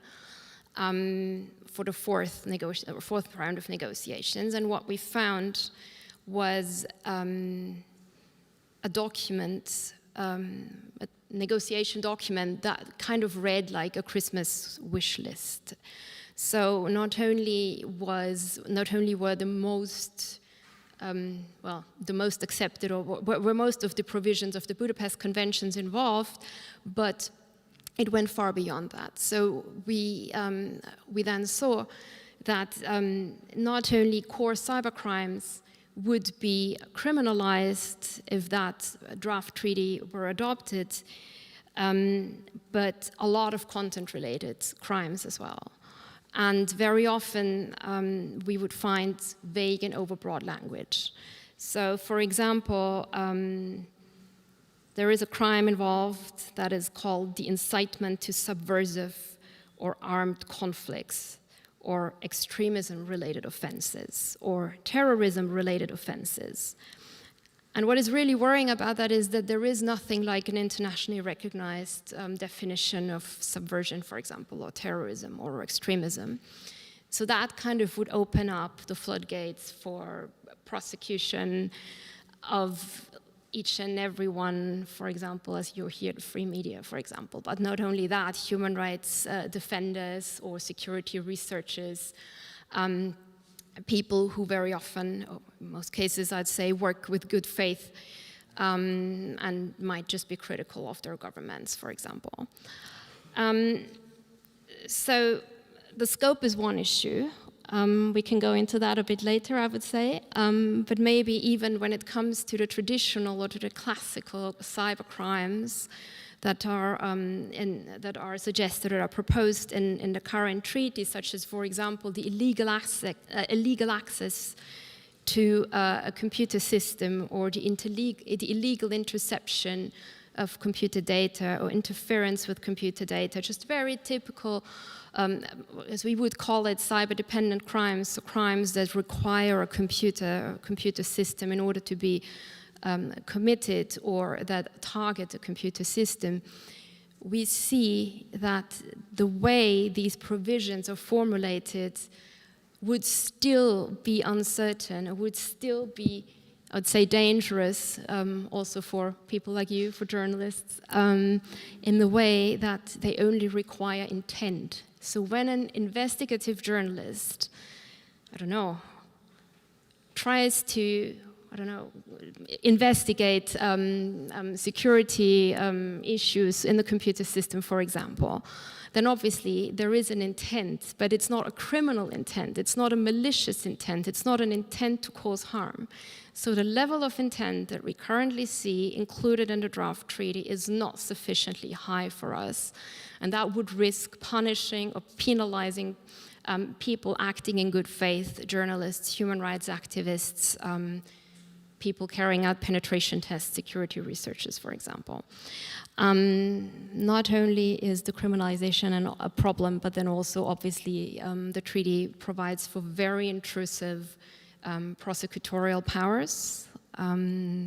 If really everything came into force the way that we see it now, then that would shift would be like a tectonic shift, right? In terms of what powers prosecutorial forces are given. And on top of that, obviously, and that is called the core or the heart of the treaty by many states, is an entire chapter of international cooperation, so that whatever you can extract, whatever kind of evidence the state can gather, it would then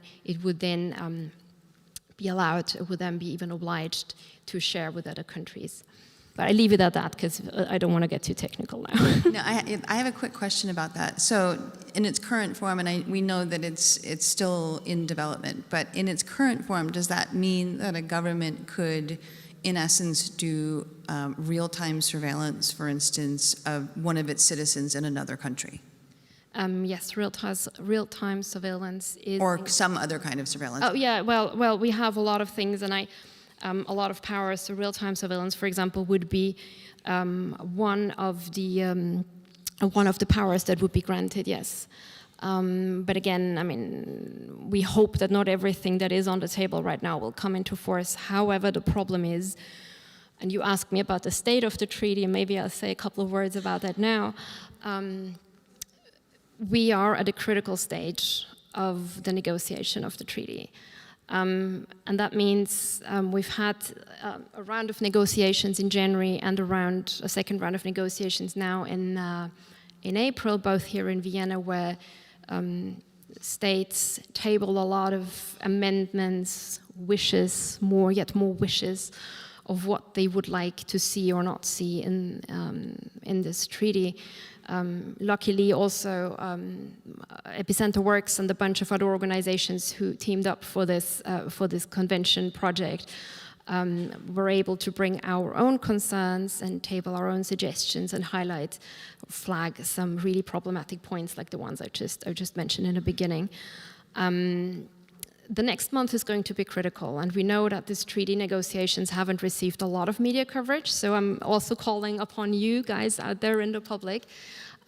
Please have a look, do follow up on this. There is a so-called first draft coming sometime in the second half of June, and that is put together by the team of the chair of that ad hoc committee that steers the negotiations. And they're trying to put together a draft text that they consider would be close, if not yet ready for adoption.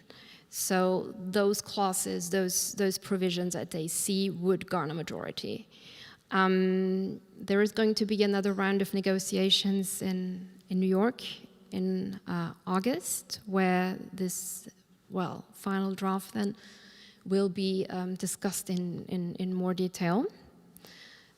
But in June, it's going to be really important to see. And there is a website also of the ad hoc committee on cybercrime, where all the documents are available. So the second half of June, sometime most likely before the 20th of June, is probably the hot period where all this information or this concrete text that is going to be quite close to what we might see as the final wording will be tabled.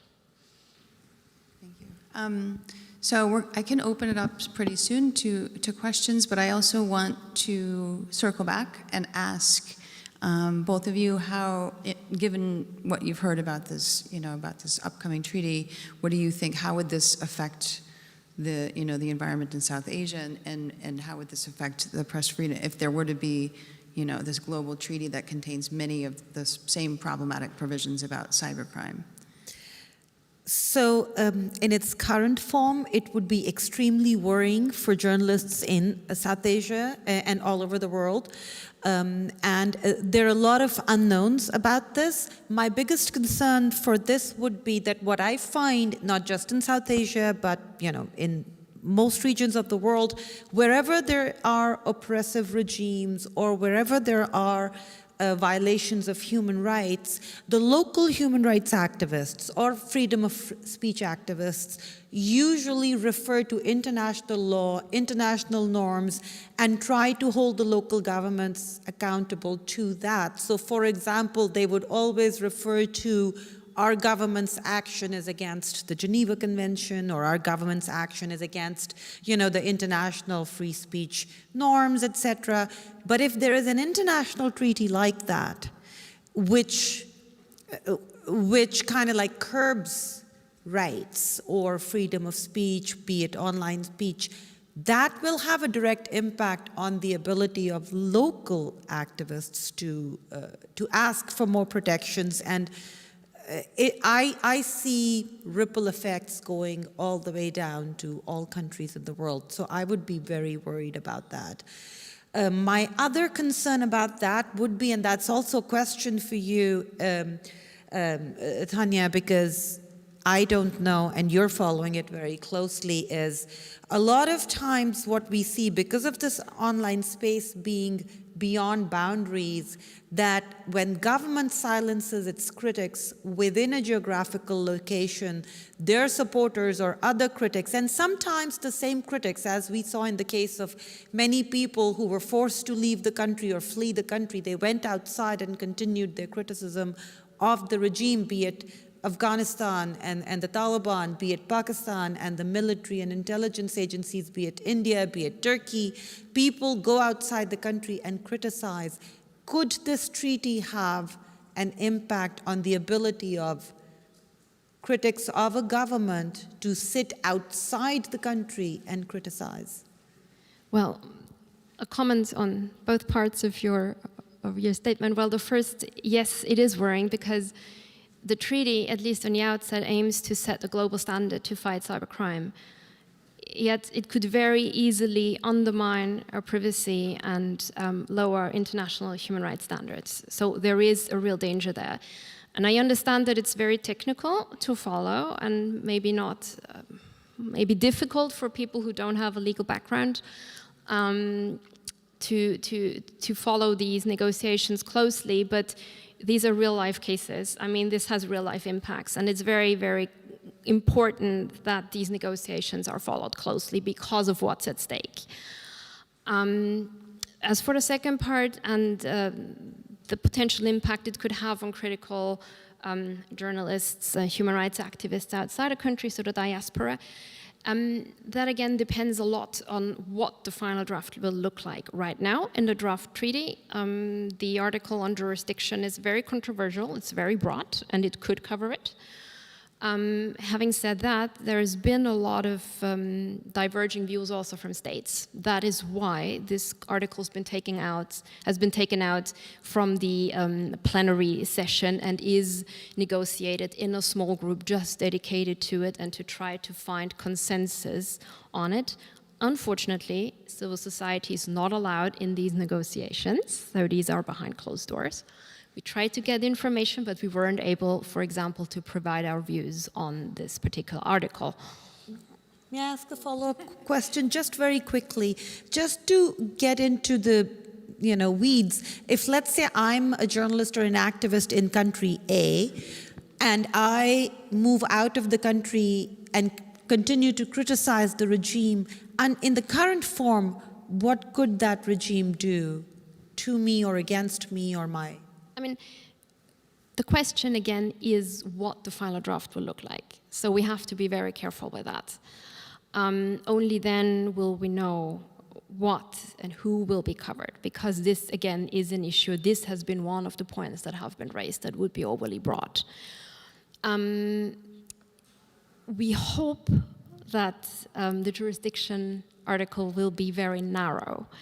Because if it were overly broad, as I said, we wouldn't only have a very broad application of the convention, we would also have very vague and overbroad criminalization articles, plus we would have intrusive mechanisms for law enforcement authorities. And those include, for example, an expedited preservation of stored computer data, a search and seizure of your stored computer data, real-time collection of traffic data. So like there's a lot that can be followed up and that can be extracted from your communication. And then obviously, as I said in the beginning, a requirement, or well, we will have to see how strong the safeguards are. If there is the possibility for states to refuse, to be able to refuse cooperation, international cooperation because of human rights concerns, that is an argument that we're bringing, that is a necessity that we see that is currently still lacking. We have to see. So there is a lot to be followed up on, and obviously also, well, not only by us, but hopefully also by the media. Muzikila, would you like to? I observed that, looking at the draft treaty and studying it, I observed that there is a provision that makes it a crime to even humiliate a person or group or to insult a religion using a computer. And this is really dangerous, and it means that there are people who also said it's going to expand police powers across the world, meaning that they can request access to your computer and do whatever. So this is really very dangerous. And it's something that, but I hope that there are groups from Africa who are participating or who are watching closely the negotiation, because in Nigeria, for instance, the section 24 of the cybercrime law that I referred to earlier has been struck down by the ECOWAS court. And so the ECOWAS court basically says that section is in conflict with the Constitution of Nigeria and that it should be removed. But of course, the government hasn't obeyed, because government in West Africa, are usually very reluctant to obey the ECOWAS court. So I think this is something to table, because already the ECOWAS court ruling has shown that cybercrime law has a way of limiting free speech and freedom of the press. And it's something that we all should. I was talking with her earlier, and I think this is a very important matter that all of us as journalists must pay attention to. Otherwise, like she said, I foresee a situation where it will become so easy to extradite a dissident or a journalist from one country to another to face criminal charges over his or her work. Yes, thank you. We can open it up for questions if people have any. Otherwise, I have more questions. Well, this is Bulbul Manjoor Hassan, former director of the IPI and vice chair. Thank you, Amy. You have just jotted down different countries' name, and that includes my country, Bangladesh, with the TSA. Yes, it's true that cyberspace is a new frontier for the criminals, especially if I just quote Bangladesh. 73% of the women in Bangladesh is the victim of the cyberbullying, and they're always group from 18 to 30 to 45. So we need a law to fight the cyber crimes. But unfortunately, in the name of fighting the cybercrime, some countries enacted these laws which use against, as you mentioned, against the journalists. In Bangladesh, the TSA, and 27% misused against journalists. So 84 journalists has been arrested or victimized for the last 3 years. We are fighting on that. But do we have any model, international model of law, so that when any government wants to engage us as the media freedom activists, that what is your point? In our country, there is different. When I just listen to our Nigerian friend, almost same law. There is lack of definition, the excessive punishment, no bailable section is there. Punishment is too high. Fine is too high.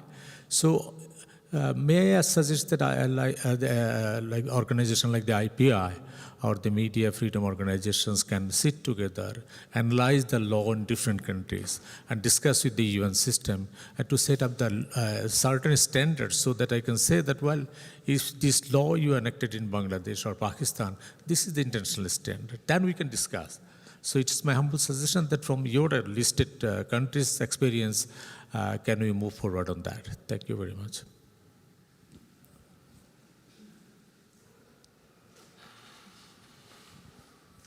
Thank you all for such a lovely discussion about what laws could do to our line of work. You've heard from our colleague here in Nigeria and other places where they crack down on journalism or journalists using the letter of the law. When you are working in the process of working for standardizing a global, I don't know, standard for how to fight back the cybercrime laws that are targeting journalists, do you draw examples from places that are already implementing it? I mean, Nigeria is one example, but in Ethiopia there's this infamous anti-terrorism law that is basically using Facebook posts or communications of journalists as evidence to try them for a dangerous. And Tanzania, Uganda, so many other cybercrime laws across the board from countries. Do you go the opposite way to see this is what it could do and fight or ring the alarm bells to fight this back? Thank you.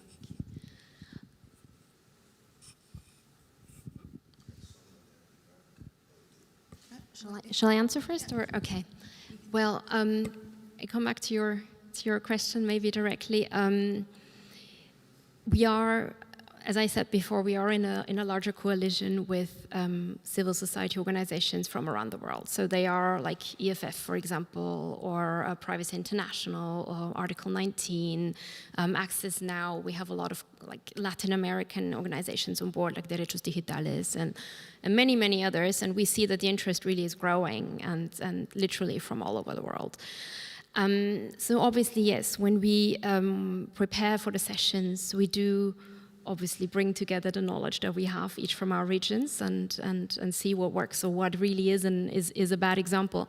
The bottom line for us, however, in all this is international human rights law. So this is really what we hold it up against, as well as data protection standards. And I should say this as a person working for a European data protection organization. So obviously, these are the key standards that we say are the bare. Is the minimum. This is the bare minimum that we want to see in the text, right? This should not be dragged down, because it would open a floodgate for similar steps in various different other regions. But yes, obviously, we do take inspiration in a good or in a bad sense from what is happening around the world, and obviously our colleagues from the other organizations and also from the field bring this expertise to the table as well. If I just might add to that too, I think you make a really good point, because I think some of what's been missing in this discussion, especially in the public, is a really concrete, a list of examples of how these laws are abused by governments around the world, and having civil society weigh in either through the treaty process or in public, I think is really important, because we have plenty of examples from around the world about how this is going to look if implemented or in its current draft form. So I do think it's really important to continue to focus on the different cases from around the world. And she made a great point, which I forgot to make about, because I gave examples about journalists being arrested, but a lot more people, citizens, are routinely being arrested and charged to court for comments made on Facebook, on Twitter, and WhatsApp. So citizens are even suffering the more. So free speech is really under attack using the kind of cybercrime law that we have in our country. And it's the same in South Asia. Defamation, for example, defaming state institutions is such a wide term. And that's what's being used to charge journalists and citizens. You defamed a state institution. What does that mean? Would it be defaming a state institution if you said the government is not managing the economy well, for example. How do you define defamation of a state institution? I think there was one question. Yes. My questions to the panelists. I think that some of these cybercrime laws in some of the African nations are targeted against corrupt practices among politicians. They have enough money to fly around here and there, but they are using this law to hammer press freedom. And the press, they are the basic tool to fight against this crime thing. Do you think the cybercrime laws are really targeted against press freedom in a way, or they are using that cybercrime laws, to affect to check against corrupt practices in some of these countries? Both. If you're asking, and if I understand it correctly, whether it's being used against political opponents or journalists, I would say both. They're being used in multiple countries to target both, dissidents, activists, human rights activists, journalists, common citizens, and political opponents. And we see that in Pakistan going on right now, a political party that's, under ire. Their workers and activists are getting arrested right, left, and center. And this wasn't the first one. In the previous regime, it was the other party and all that. So the net is so wide. The wording is so vague, unfortunately, that you can use it against whoever you want. It is basically just a tool of censorship, a tool of stopping people from criticizing you. Whoever is doing it, it could be, again, a journalist doing a critical story. And as I said before, this is not the first time when laws were used for censorship.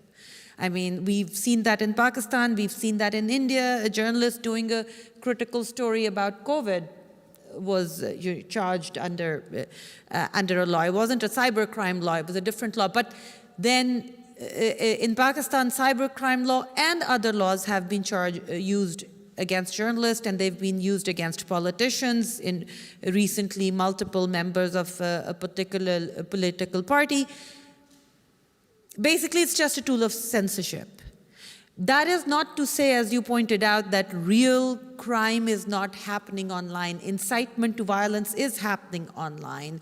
Real hate speech is happening online. Real harassment of female journalists and other journalists is happening online. And something should be done to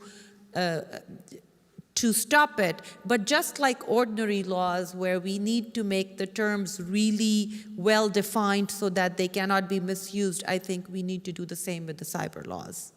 It's nothing new, it's just a new frontier in an old war.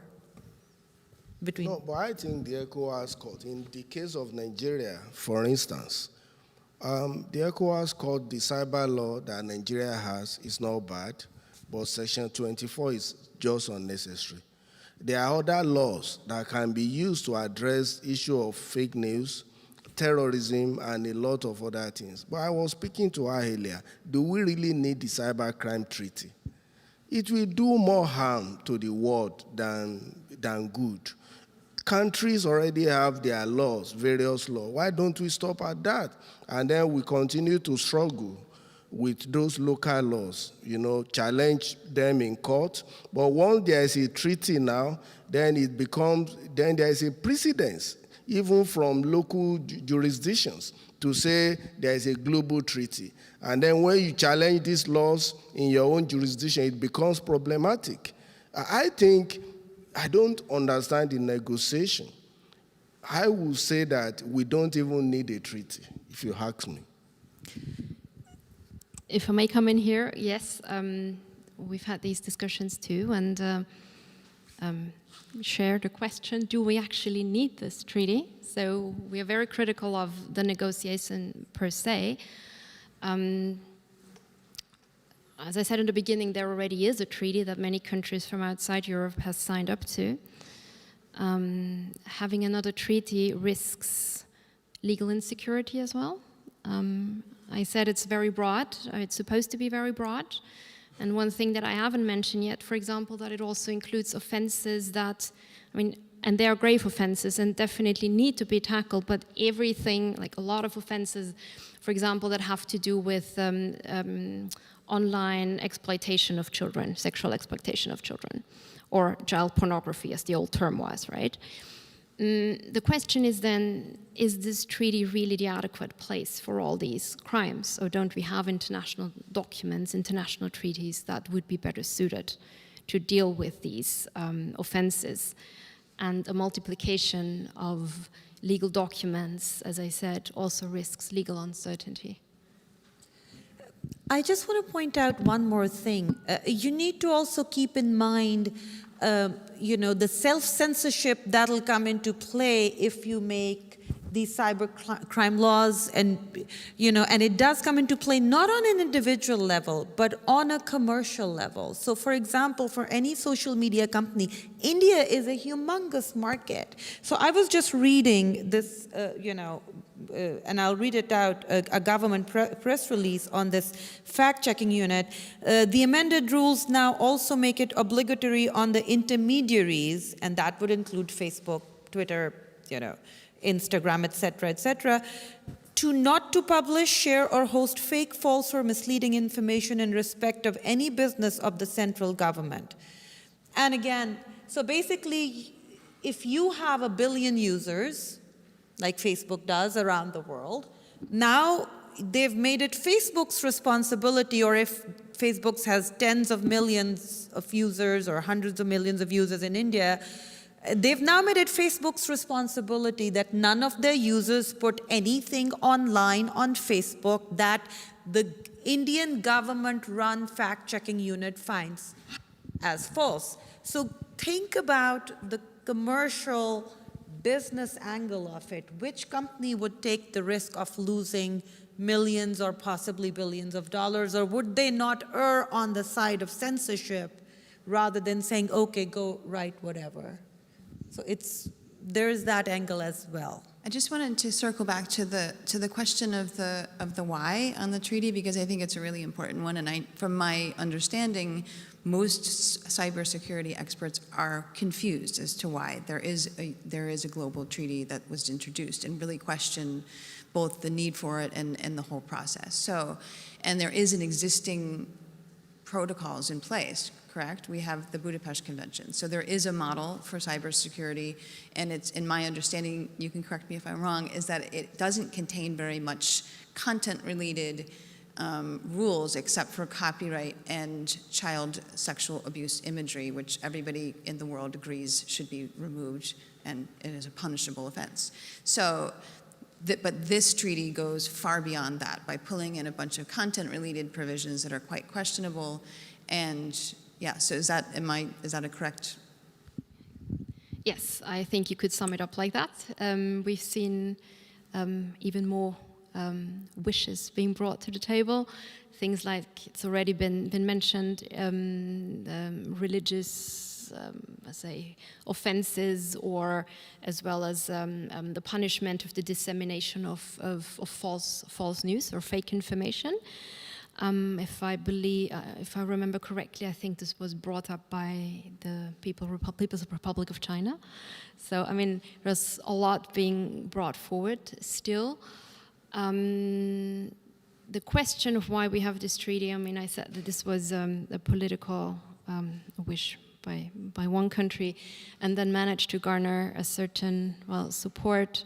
And now, we are in the middle of all these negotiations. I mean, there's always the question, obviously, if this treaty could still fail, if negotiations could just fail, and if no consensus could be reached. Mind you, obviously, for the adoption of a treaty, the declared wish is that it were adopted by consensus. If that weren't possible, then by a two-third majority. That's a lot.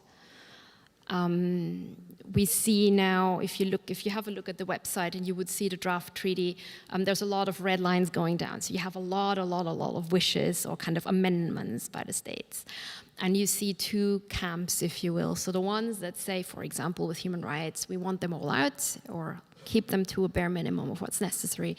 And then the other side that says, we want real strong human rights language all across the text, like really, really strong ones. And we say, for example, the European Union has been one key proponent of that and really put a red flag to it and said, like, well, if that's not included, we're not going to sign up to it. So, yeah, we're going to see at the end of the day, it's global politics again, and we will see what happens in the meantime. So what's happening behind the scenes as well in terms of negotiations. I just want to add that the Electronic Frontier Foundation, EFF, has documented saying that there will be 30 additional criminal offenses if this is, and then adding over 30 criminal offenses to what should ordinarily be a cybercrime law, and then expand police powers across the world, including, the possibility of bringing people from one country to another for prosecution. So we're getting close to the end, but I guess one on a slightly positive note, the cyber treaty has not been passed. There's not even a zero draft yet, and there's a strong possibility that at least some of the more egregious provisions will be removed because of a bunch of states that are objecting to the provisions. So and we'll know by what, December? They're trying to. The voting is in December or the following year? In January, but the really interesting part is happening now in June, when we see a text that is going to be, well, at least is supposed to be quite close to the final text already. All right, well, thank you very much for this discussion. Thank you.